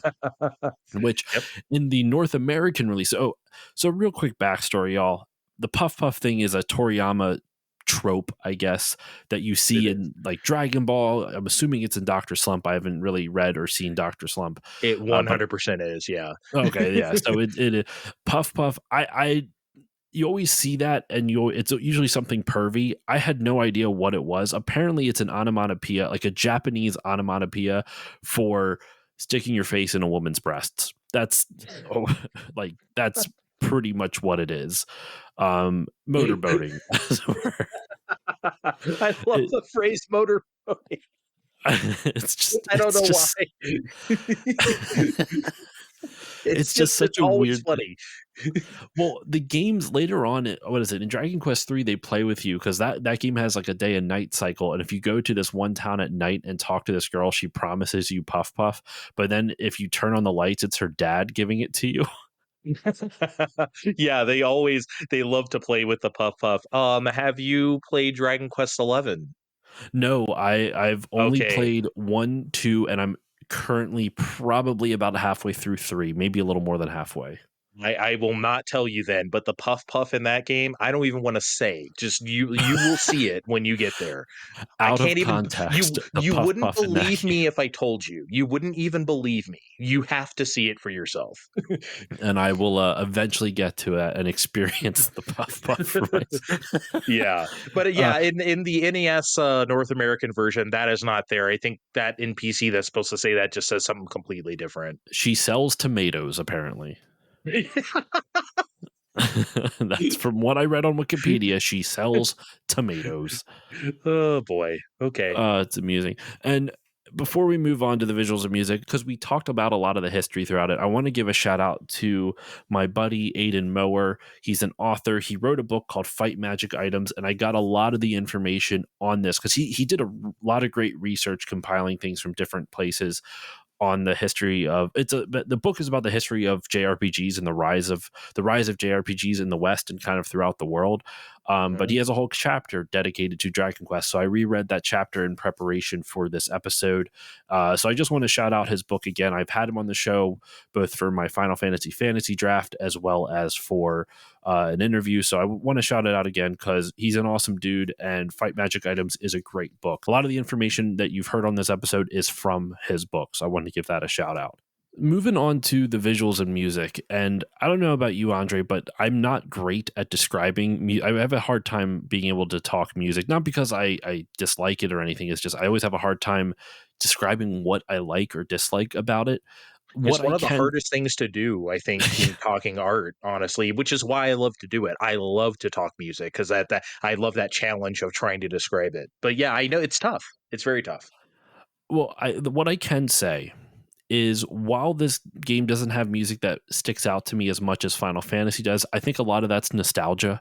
I think it's more I have nostalgia for Final Fantasy and therefore it sticks out to me more. I think the overworld theme is really good that I'm not even going to try to hum it, but I can hear it in my head. It's And excellent. I really like that. I don't enjoy the battle theme all that much. I think it's kind of I don't know, sparse. But then when I was rewatching some long plays of it in preparation for this, and I heard it, I'm like, oh, that's actually it actually kind of filled me with like a nice feeling from when I was played before. I also real quick want to shout out the level up sound because that is super satisfying. It's excellent. I love that they've kept all those the entire time in Dragon Quest. There's just some sounds you can't get rid of, and that's it. The defeat little trill thing defeated your enemy, and then battle one, I guess I should say, and then level up. I mean, those are iconic. I think Hmm. so. What about you though with the music, and then we'll go into the visuals as well. I love the music in this game. I think the battle theme is fine. I think there's obviously better ones throughout Dragon Quest history, but this one's fine. The world map theme is a classic. I really, really enjoy the Game Boy Color versions of these tunes. I think that to me, that is like the ultimate version because they add so much Hmm. and like they keep the simplicity of them and they embellish upon them and they add new parts to them, new phrases, musical phrases.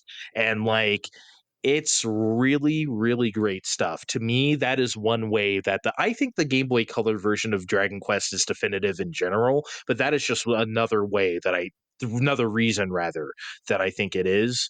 Um, I really love the dungeon, like underground sound, Hmm. because I like, especially in NES, because when you start going deeper and deeper, the song gets slower and weirder, like Oh, I didn't it's notice almost that. someone's like tuning it down in Yeah. pitch and tempo. It's so when you start getting like 5 floors deep, it starts getting really muddy and weird, and I love it because it gives you that feeling of like, "Oh god, how deep in here am I?" You know? And that's one Yeah. gameplay thing that we didn't really talk about, don't really need to, is that I think the dungeon design in this is, like, a lot of fun, and that makes it fun too as you hear that music. Game Boy Color also retains that the best it can, but yeah, I think the music in this game is really good. It's I understand it's a classic for a reason. And Sugiyama really did a fantastic job just adapting to writing for game music. It is kind of a bummer that he holds some pretty problematic viewpoints on history, Oh which, yeah. So like, yeah, I try not to speak ill of the dead, but yeah, Yeah, he, you look it up, folks, if you don't know. It's yeah, some shit. denying war crimes and shit like that. It just Oof. there's a lot to unpack with that, and Mm. I have no issue bringing up heavy topics on the show, but I haven't done research on this, and nor do I'm like, I don't want to really be depressed about. So, like, I'll Yeah. just say that he was a great composer. He died, what, in 2021 or 2019? It was pretty Yes. recent. It was Mhm. Yeah, it very, wasn't too bad. Rather, it wasn't too far from now.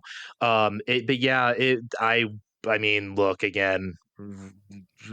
Whether you feel about him, rest in peace or rest in piss, I can say that the music definitely does stand. Just it's good. separating the art from the Yeah. artist. Absolutely, he was a great composer. He really was. Hmm.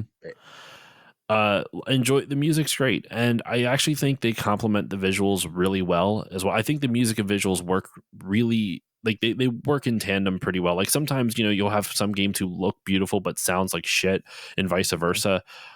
This game just, it works really well.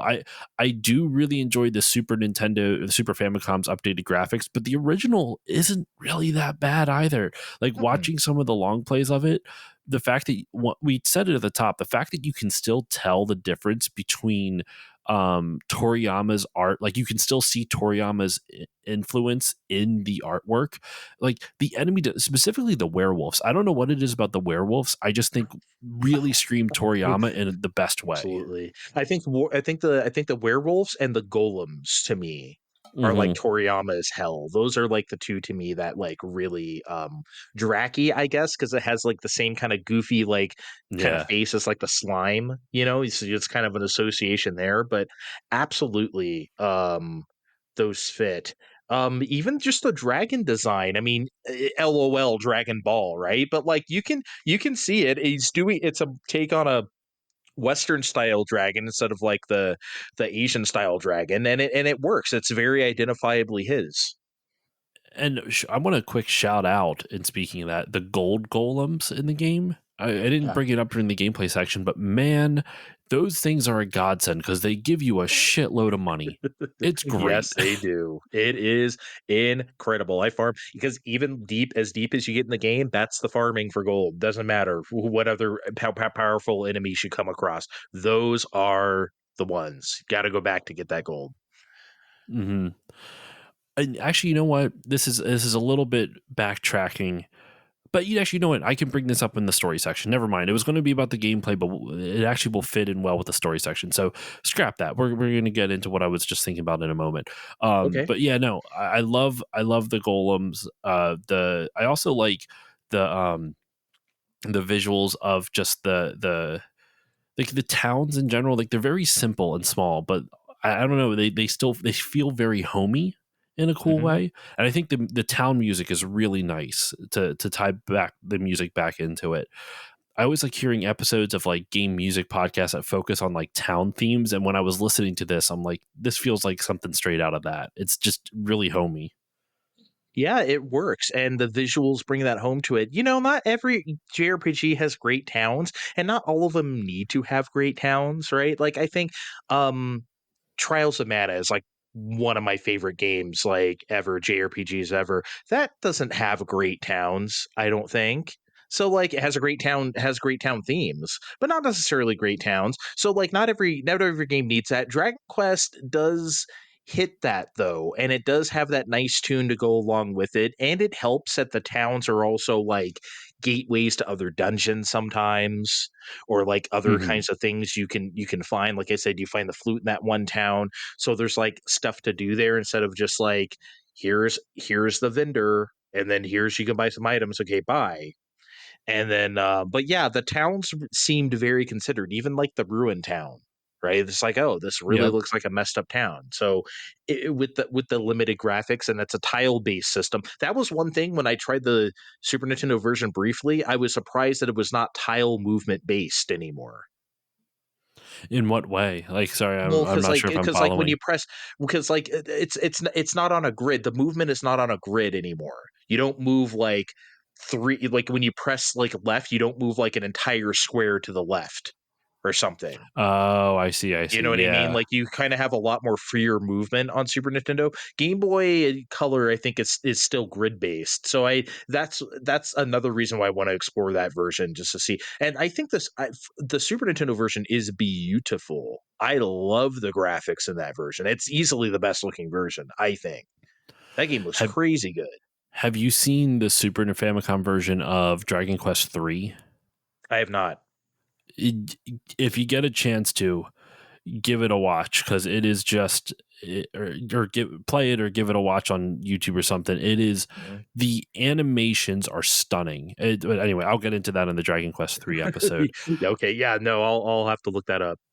I don't have much more, in all honesty, to add to the visuals and music. Like I said before, I'm not the best at it. But is there any final thoughts on the visuals or music that you want to get into before we kind of talk about the story? Yeah, I just wanted to, as far as that world theme goes, again, that main theme on the map, I just it's great because it feels kind of lonely.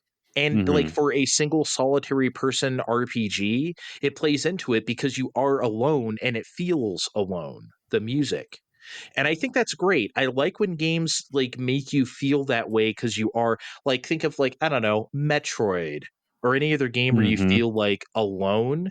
Like that's the reason why I think the Norfair theme in the original Metroid and NES works so well, because it's so desolate. It makes you, it gives you that feeling is like, I'm gonna die down here. Am I ever gonna get out of here?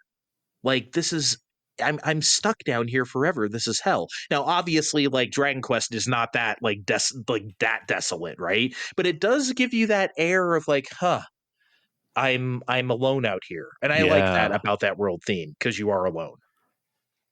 It definitely fits with it. It is kind of like wistful almost. I could totally hear that.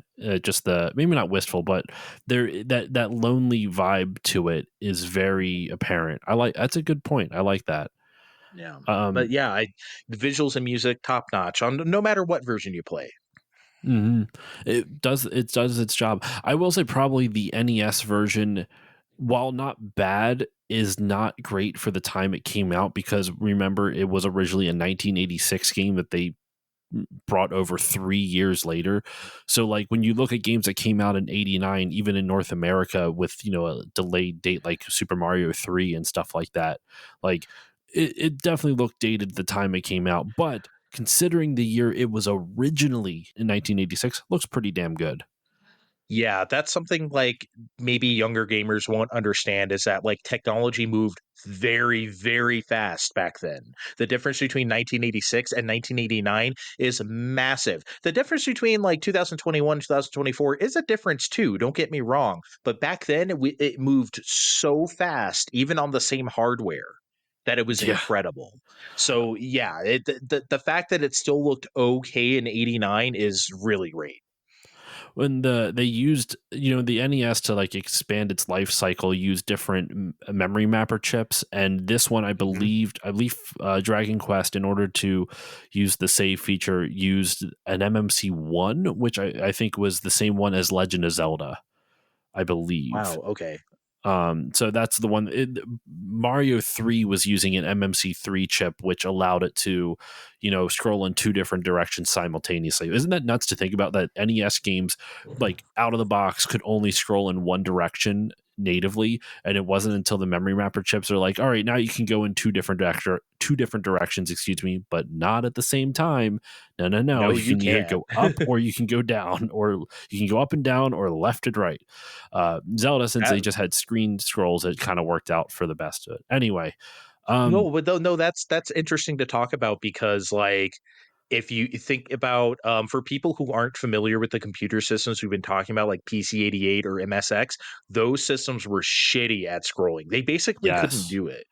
So like the NES, the fact that it could like scroll honestly was at 60 frames a second was an incredible like achievement in hardware, right? Because like you look at like go look at a shmup on any on MSX or something like that, and like good luck to your eyes. So that was definitely a thing for NES, and it was yeah, that is worth mentioning. So now I want to move on to one of the final sections of the game proper, and that is the story, the overall story of the game. And there's not much to talk about when it comes to the story. Story is pretty straightforward. You are the descendant of the legendary hero Erdrick. You can name your own character whatever you want. I named mine Karos just because that's kind of like Karos is an anime that I really liked a while ago. I haven't really watched it in quite some time. Oh, mid 2000s kind of Yeah, CG like sequences. Yeah, CG I've mixed with seen that anime. shit. It, Yeah. it's a pretty obscure anime, but it's I remember it, the when they brought it over to North America, they did a shitty job, not because of any localization choices or anything like that, but it was like a six episode series that they mixed together into 2 hour and a half long movies or something like that. I And didn't so realize that was the case. Wow. when you watch the first portion of it, watch the first movie, nothing makes fucking sense at all. And then when you watch the second one, everything makes sense. It takes all the different threads that the first one puts together and has it all make sense. No, But in the you're correct because I watched that first one. I was like, "Well, that looked cool. I don't know what the hell just happened, but I'd like that looked great. That was amusing enough for me, I guess." But at the time, but yeah, yeah, you're you correct. need to see the second one to know what's going on. I always So call myself in games pizza because it's funny. pizza. Yeah, I because I use Pizza Dinosaur online for handles, was so gonna I say just did that's what your pizza. Discord handle was. Yeah, Yeah, and but on Game Boy Color you can only have 4 letters, so I named them Piz. Couldn't fit Piz. pizza. Better than piss, I guess. Yeah. So, for some people, you never know. I'm just You saying. never know. Mhm. Yeah, I mean, you play as the legendary hero Piz, descendant of the hero Erdrick, sorry, and you have to explore. You basically are tasked with defeating the Dragon Lord, which I'm assuming it's in the manual, but I didn't see because I didn't read the manual when I played. But the background of like the story background is that there was this great hero Erdrick who showed up suddenly one day and vowed to defeat the evil Dragon Lord. Who there's even the history of Dragon Lord where basically like uh the hero Erdrick like gave the King Lorik of Alefgard this ball of light, and it helped Hmm. remain the world remain peaceful. But the this one person did not like it and like shunned away from the light, did not want the light, and so hid away in a cave and later discovered they were also a dragon. And Okay. that's how the dragon, this is on Wikipedia, mind you, so I This take is it. so weird. Yeah, I mean, you know what? Here, I'll read the paragraph where it describes the Dragon Lord's like emergence. So this is straight from Please. Wikipedia. Yeah. However, there is one man who shunned the ball of light's radiance and secluded himself in a mountain cave. One day, while exploring the cave's extensive network of tunnels, the man encountered a sleeping dragon who awoke upon his entrance. He feared the dragon would incinerate him with its fiery breath, but the dragon instead knelt before him and obeyed his commands. This man, who is later discovered to be a dragon, became known as the Dragon Lord. One day after his soul became corrupted by learning magic, the Dragon Lord attacked Tantagel. How do you pronounce Tantagle? Yeah, I flip Whatever. back and forth. Whatever I feel like that day. Tonsi Castle, Tontagle, and the nearby town of Breckenary with his fleet of dragons and set the town on fire, riding a large red dragon. The Dragon Lord descended upon Tontagle Castle and stole the ball of light. Soon monsters began to appear throughout the entire land, destroying everything in their path. Much of the land became poisonous marshes, and at least one town was destroyed and never recovered and remains in ruins. The following day, Erdrick arrived in Tonsagel Castle to speak to King Lorik and offer his help to defeat the Dragon Lord. Okay, so this is the next paragraph. Right. But yeah. This is kind of depicted in the Game Boy Color version because it has some opening cinematics, some cool like big sprite art cinematics. Almost reminds me of like a CD-ROM game from like earlier in the 90s, like a like a TurboGrafx CD game might do like some sort of anime intro. It's not quite Mhm. that animated, obviously. It's Game Boy Color, but like it gave you that feel. It's yeah, they kind of depict some like dragon events, which is nice. It actually has a pretty decent background, I will say, and like the story is pretty simple. You're a descendant of that hero of Erdrick, because Erdrick, the hero that they've been referring to, when he comes back, he agrees to basically take down the Dragon Lord, but disappears. And many years later, during King Lorik the 16th's reign, so this is very Oh my god. 16, so it's been a long time. The Dragon Lord attacked the kingdom and captured the princess, attacked the kingdom again and captured Princess Gwaelin, and no heroes were able to rescue her or recover the ball of light. So then one day, um, the I'm sorry, prophet, ball of light. Just yeah, the prophet Maheda predicted that one day a descendant of the valiant Erdrick shall come forth to defeat the Dragon Lord. And however, when the descendant arrives as the game's hero, which is our player character, many of the people at Alefgard have forgotten the story of Erdrick, and those few who do remember consider it a myth and do not believe in Maheda's prophecy. King Lorik starts to mourn the decline of his kingdom, and that's where it begins. So you show up and you don't actually have to save the princess if you don't want to. You can just say, nah, no thanks, and just move on and defeat the Dragon Lord. But Dragon Quest 2 picks up as if you did rescue the princess. That is actually a main plot point. Sort of. It's not really for the dragon. It's a main plot point in the backstory of Dragon Quest 2. it is so strange that you can just not do that. It's so weird that like rescuing the princess is always like the be all end all of like any of these games, and it's just not in Dragon Quest. It's I mean, about defeating the Dragon Lord. You can rescue her if you want. I mean, I always do, but like it's crazy. Oh, one difference I like between NES and Game Boy Color is that, well, first of all, when you rescue her, I love that you literally pick her up and like carry her back to the castle. That's great. it's very Which much is like, so what is it, weird. that Noah's Ark game, that bootleg Christian Noah's Ark game where you just Yeah. like pick up animals because Noah's got like thighs of steel and arms like bigger than your face. Oh yeah, Um, and he just tosses them right in there. Yeah, yeah, it it's reminded something. me of Yeah. that. You just fucking like, I'm just picturing like you rescue someone, instead of them walking, you just put them above your head like like you're lifting weights like a barbell or something like that, and you're just running through mountains. Yeah, I mean, just carrying her straight. You know what? I think of it like I don't know, Toad in Mario 2, just carrying her right over his head, just holding it like a turnip or something like that, just dashing right back to the castle. I'm holding the princess just like Yes. this. But yeah, so when you get back there, she gives you she has a different name on Game Boy Color. I can't remember what it is, but I like how when you talk to her, she's like, "Do you love me, pizza?" And you could say if you say no on NES, she's like, "But thou must." Yep. And then it It's doesn't, like, you have to okay, choose the option to marry yeah. her. But on Game Boy Color, it says, "How could you be so cruel?" That's Game Boy Color that's ditches the better. old English, if anyone can't tell by now. But I'm yeah. very grateful for that because I'm not a fan of the old English thing. Yeah, and you that's pretty much the whole story. It's just there might be some small vignettes in individual towns. Like the princess story is technically like a little vignette, like because you don't need to do it for the main story, but like there's really not much more to it than that. You just travel around the world until you find the secret items in order to get, I think it's like what they call it, a rainbow bridge to get to Charlock Castle or something like that. Yeah, but Now, it's never depicted as a rainbow, is it? I don't think It's just a so. bridge that appears. It's just a bridge tile sprite Hmm. or whatever.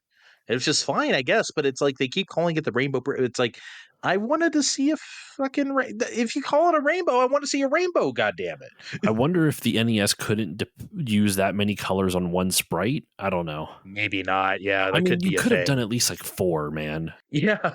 I feel like you could have like faked a rainbow with at least four or something. I don't know. Something. Give me something. Oh well. It is cool though that Charlock Castle appears on the same screen. Like when you exit the starting castle, Tonsagel Castle, you see Charlock on the same screen. You see your destination right there, but the only way to get to it is by playing through the rest of the game. And if you notice the kind of pattern, like the kind of route I should say that you take, it's almost like a figure eight. You go north from the Yeah. castle, then you go east, then you go south, and then you go back to the west and then northwest, and then back down south, and then back to Tonsagel Castle, and then eventually you go back to the eastern side of the world to use the item to get the rainbow bridge. I forget what item it's called. You have to get like a very specific item. Oh, it's like the staff of sun and the rain staff and the Yeah. sun drop or something like that. And yeah, something like that. And they come together to make like the rainbow drop or something like that. So you can make the Hmm. bridge. Yeah. And this type of gameplay idea of like with the story where you have to find these very specific items that feel like there's no context given as to why these items are magic or what they do. Like there's no importance given to them. It's just like it's spoken to you like it's a proper noun that you're expected to have known for years. Like, oh yeah, you just get the rain staff. I'm like, all right, cool. What the fuck's a rain staff? Like why do I need that? But you just need it and you get it. And I think it's fine in this because, like you mentioned before, Andre, how the game is very particular to tell you where to find these things. You know Mm, where to go. And since the world is so small, it doesn't take that long to find it. So exploring doesn't feel like a punishment. And I have lots of thoughts about the way they try to expand this idea in the later Dragon Quest games, mm. just to allude to that a little bit later on. But yeah, you end up going to the Dragon Lord, you beat him. You are given the option of whether or not to join him. Do you want to join the Dragon Lord or Yeah. fight him? If you join him, if you join this side of evil, the game just ends. Though I do think in like other versions they don't allow you to. I think in the original They NES you just kind of go to sleep or something like that. Well, here's what happened. So on NES, the game does end. So you talk to him, you say, yes, I'll give you the dark half of the world or something he says. And then just about everything on the screen turns red, and that's the end of the game. You have to reset the game to like play anymore. That's game over, which is Yep. really, if I were a kid, that would have creeped me the fuck out. I'll tell you something I was really scared of. So you know how you lose all your lives in Zelda 2 and you get that scary Ganon, like Return of Ganon, like game over? That scared the fucking shit out of me when I was a kid. I couldn't handle that. So if I saw that in Dragon Quest, that would have freaked me. But on Game Boy Color, that doesn't happen. If you say yes to him, you wake up in Breckenary, I think, and then the innkeeper says, "Oh, you were tossing and turning in your sleep. You must have been having a bad dream." Or So they something, and don't then even you let. can just continue Hmm. from there. But NES, game over. Huh.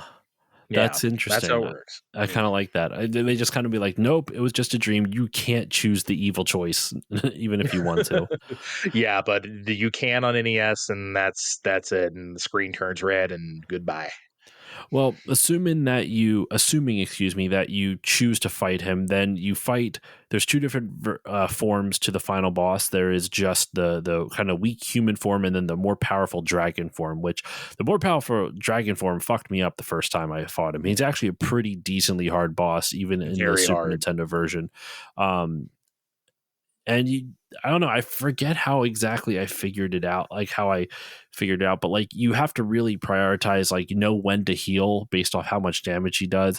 I did have to grind. I had to do like one grinding session in order to beat him, because the first time I tried I died, and I didn't have all the best armor though, so that's when I did use a strategy guide to help me get the best armor in the game. Yeah. I will say I think there was a criticism I have. It's been about a month or two since I played the first one, but you can bypass by accident getting some of Erdrick's armor, and that's kind of frustrating because that armor makes you, like, when you walk through poisonous marshes, they hurt you. But if you get the armor, it no longer hurts you. And you actually Mhm. need the armor at some point, I want to say, to like get through a really difficult section of the game, I think. Or it makes it significantly easier. It's like borderline impossible without the armor. Well, because Uh, like if you go to the castle, there's all sorts of hurt spots that take a yeah. lot of health if you don't have the armor. Like you can actually go through there, I guess, but good goddamn luck to you. Like you can do it, but you should really have that armor.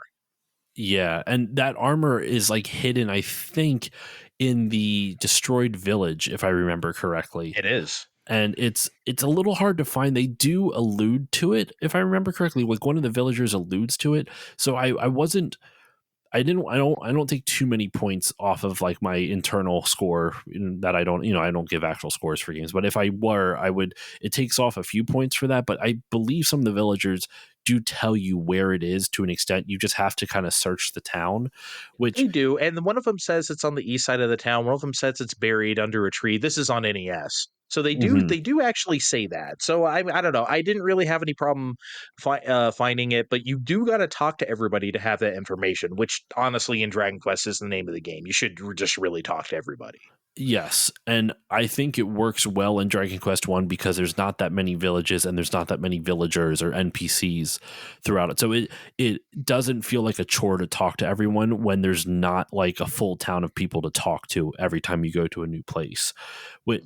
I think it's really smartly designed in that way because this type of gameplay, in my opinion, can easily wear out its welcome if it's not managed well. And I think Dragon Quest One really manages its exploration well. Because, like I was saying, you have to explore around a lot and you have to talk to a lot of different people.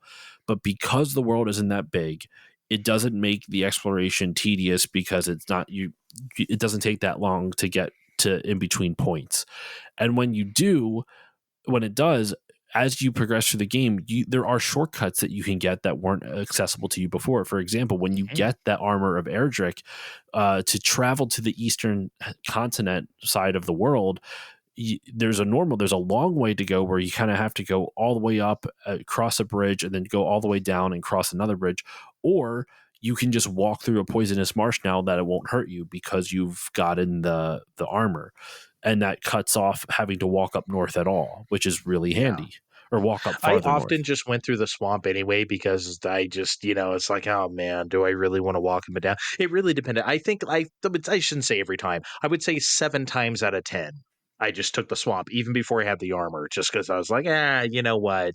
Fuck it. I know how to play this game anyway. I think I know what I'm doing. I'll take the Yeah. hard route. But I like that you have the choice. Hmm. In a fairly linear game, it is nice to have little choices like that. Yeah, and it allows players, it rewards players for exploration in that way, or it rewards, excuse me, it rewards players for their exploration and for their the leveling up of them, for the progress they've made both on the character and in the story, where it helps gives you shortcuts. And I think no better example of that is just the spell for returning home. Like, you no Mhm. longer have to use up an item slot for the Wing of Wyvern. You can just use the spell.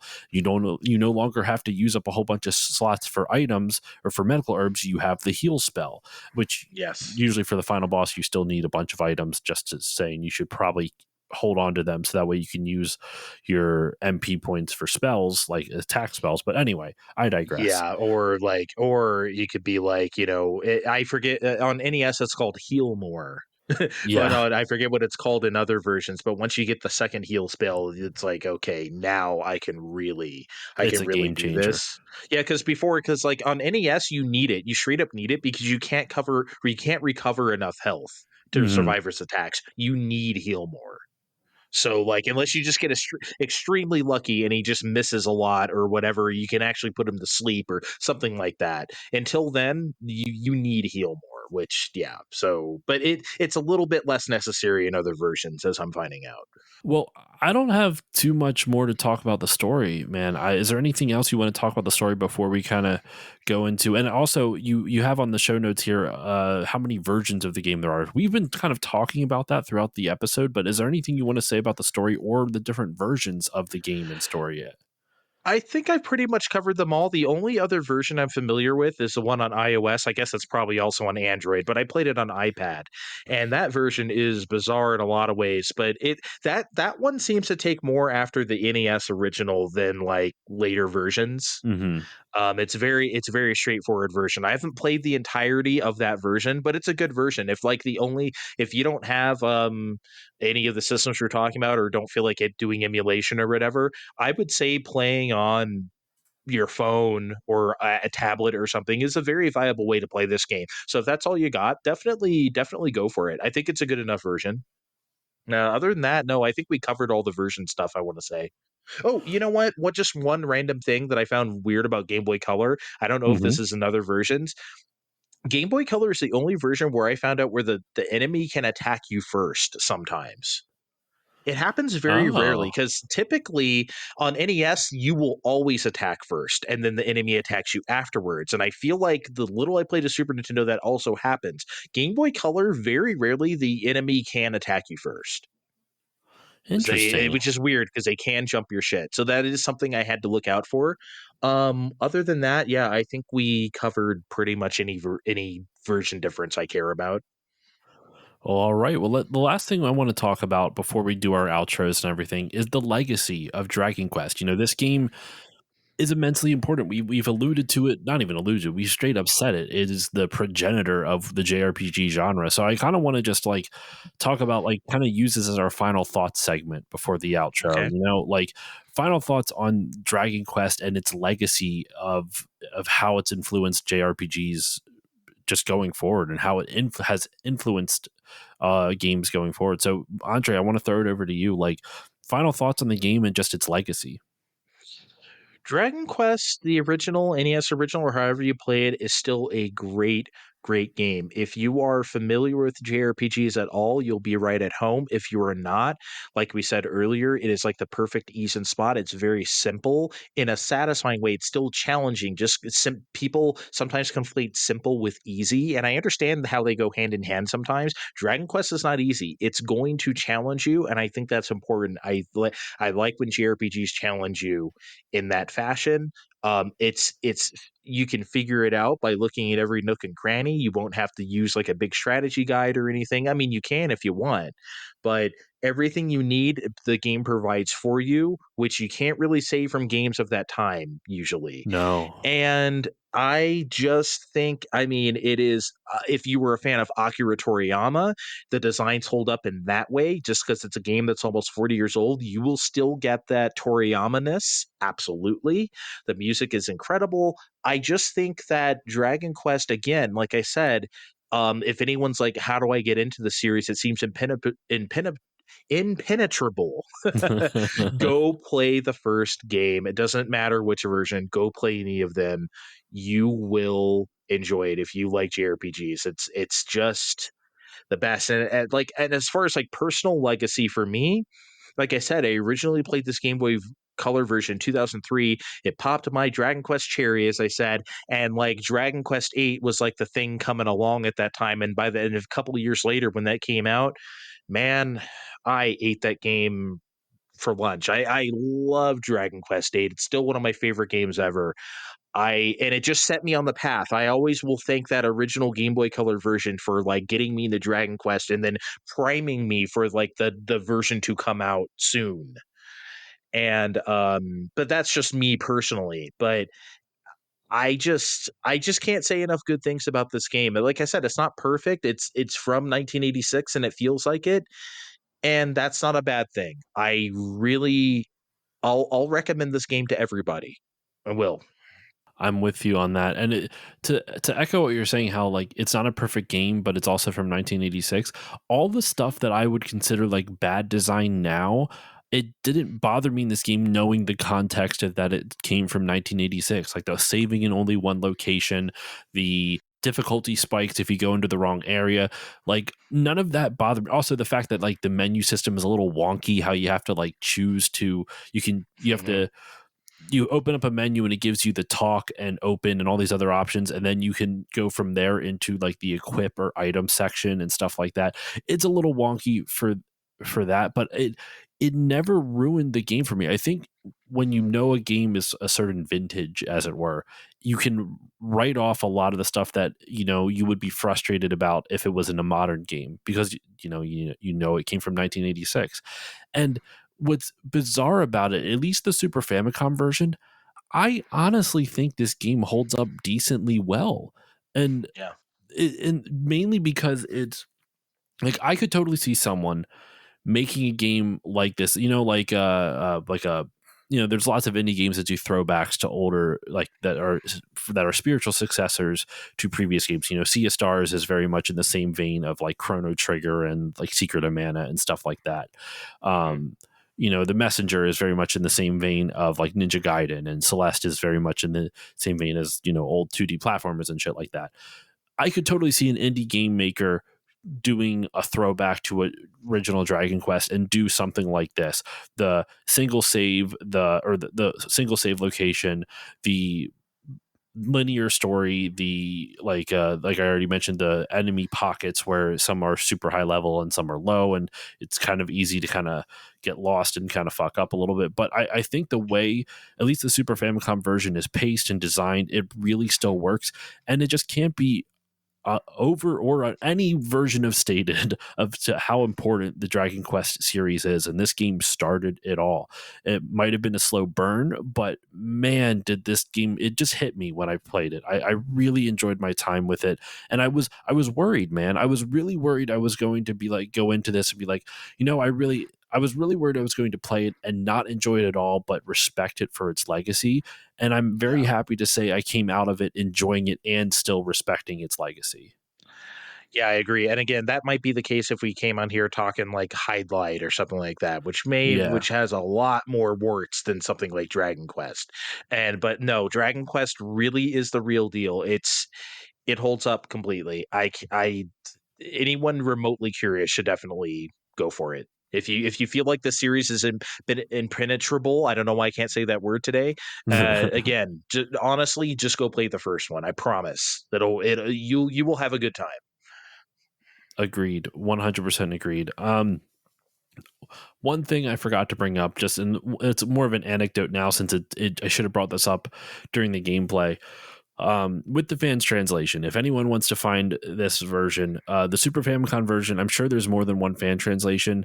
Look around and try a few out, because remember how before you were saying, Andre, how like some of those segments will be like, okay, go to this specific location to find this item, right? Mhm. Well, the fan translation I used gave like almost like opposite coordinates of it. It would be like, it would say like go, what did they, I forget what it was. It was like they would say like go 44 north and 37 east or something like that, and what they actually meant was Okay. like 44 south and 37 west and Oh stuff. no. Which I don't blame the game for that. That's just a bad translation. So when that happened to me, I was like, it is what it is. But so just be Right. mindful of fan translations. Don't let that affect your view of the game. I had a worse issue with Dragon Quest II's fan translation, which is not the game's fault. So I'll get into that in the Dragon Quest 2 episode. But I think if I'm gonna ever play that game again, I'm just gonna do Game Boy Color. I don't think I'm gonna mess with like another one. and use a guide. Just use a guide. Yeah. Anyway, let's do our outros, man. Let's wrap up this episode, dude. Thank you so much for joining me. This was a really wonderful conversation about Dragon Quest, and despite behind the scenes, we've had a lot of tech issues because my internet's being a piece of shit tonight, and that's been wonderful. But That's okay. this has been a wonderful conversation. Thank you so much for talking about this game with me. So, Andre, where can the good people find you online, and what would you like to promote? How about just on my podcast, Find Time? Go to Twitter at Find Time Podcast. You can find us there. Um, You could obviously search Find Time on any podcatcher of your choice. Find Time, I mean, shit, whatever we want. That's just kind of a variety show. Whatever, it could be new. We could be talking Final Fantasy VII Rebirth, which, as of this recording, we'll be talking next week. We could be talking something old like Dragon Quest or NES, as we're talking today. Whatever the idea of the show is, whatever we are currently playing, no matter what that is, that's what we're gonna talk about. We love talking current events. We love talking about whatever, stupid stuff Microsoft is getting into with the government, for instance, or, any of that stuff. Apple antitrust lawsuits, or, we love covering stuff like that. Also, we love to play games. We love to play quiz games to embarrass each other. Of topics that we don't know that much about, because, embarrassing each other is funny. So we just, honestly, it's exactly what it sounds like. So just come have a fine time with us. Search Fine Time anywhere you listen to podcasts. And I have listened to an episode or two of the show. I really enjoyed it. Specifically, I listened to the one you did with Quest 64. Oh, Um, nice. Good. that was a really fun episode. Really enjoyed the conversation too, surrounding like kind of like stuff we touched on very adjacently in this episode, where it's like enjoying games within the context they're meant to be enjoyed, type of thing. Mhm. You kind of talked about that a lot with him on that episode. Really enjoyed that episode, so definitely go check that That's out. another single solitary person RPG is Quest 64, and I did Hmm. like it for that reason too. So I still need to play that one because I want to get him on the show to do a deep dive into Quest 64 at some point. That'd be really fun. he'll But be game. He's a great guy. he seems like it. He seems like it. But yeah, that'll do it for this episode. For myself, you can follow me on Facebook, Twitter, Instagram, Threads, Blue Sky at Still Loading Pod, also Twitch at Still Loading Pod, where I usually stream twice a week, usually Tuesday nights and Saturday nights at 8 p.m. Eastern, depending on if I'm not recording. Like, at least at the time we're recording this, I'm streaming this Saturday, but not next because I got a recording session scheduled. So you never know. There's also at Still Loading Podcast on YouTube, where I have just audio versions of all the episodes up there as well. And yeah, if you want to support the show, you can do so in a number of ways. You can give it a 5-star rating or review on Apple Podcasts or whichever podcasting app you use. It helps when people find the show, and it pleases the algorithm god. So if you do that, it would mean a lot to me. And also, there is a Patreon with lots of extra goodies. Patreon.com/stillloadingpod. For $1 a month, you get all the episodes earlier with better audio quality. For $3 a month, you get the patron shoutouts, which you heard at the beginning of this episode, as well as the stuff from the previous tiers. For $4 a month, you get bonus episodes plus everything mentioned prior. And for $5 a month, you get my monthly movie podcast, which when this comes out, it's Still Bonding will still be going on. Right now, it's Still Bonding, which is a monthly James Bond podcast where me and a bunch of friends bond over 007. And so many of those episodes are out now. I believe when this comes out, I think Quantum of Solace will be coming out this month. I don't know if it's already out or will be out soon, but it is coming out this month. That one's a Yeah. doozy.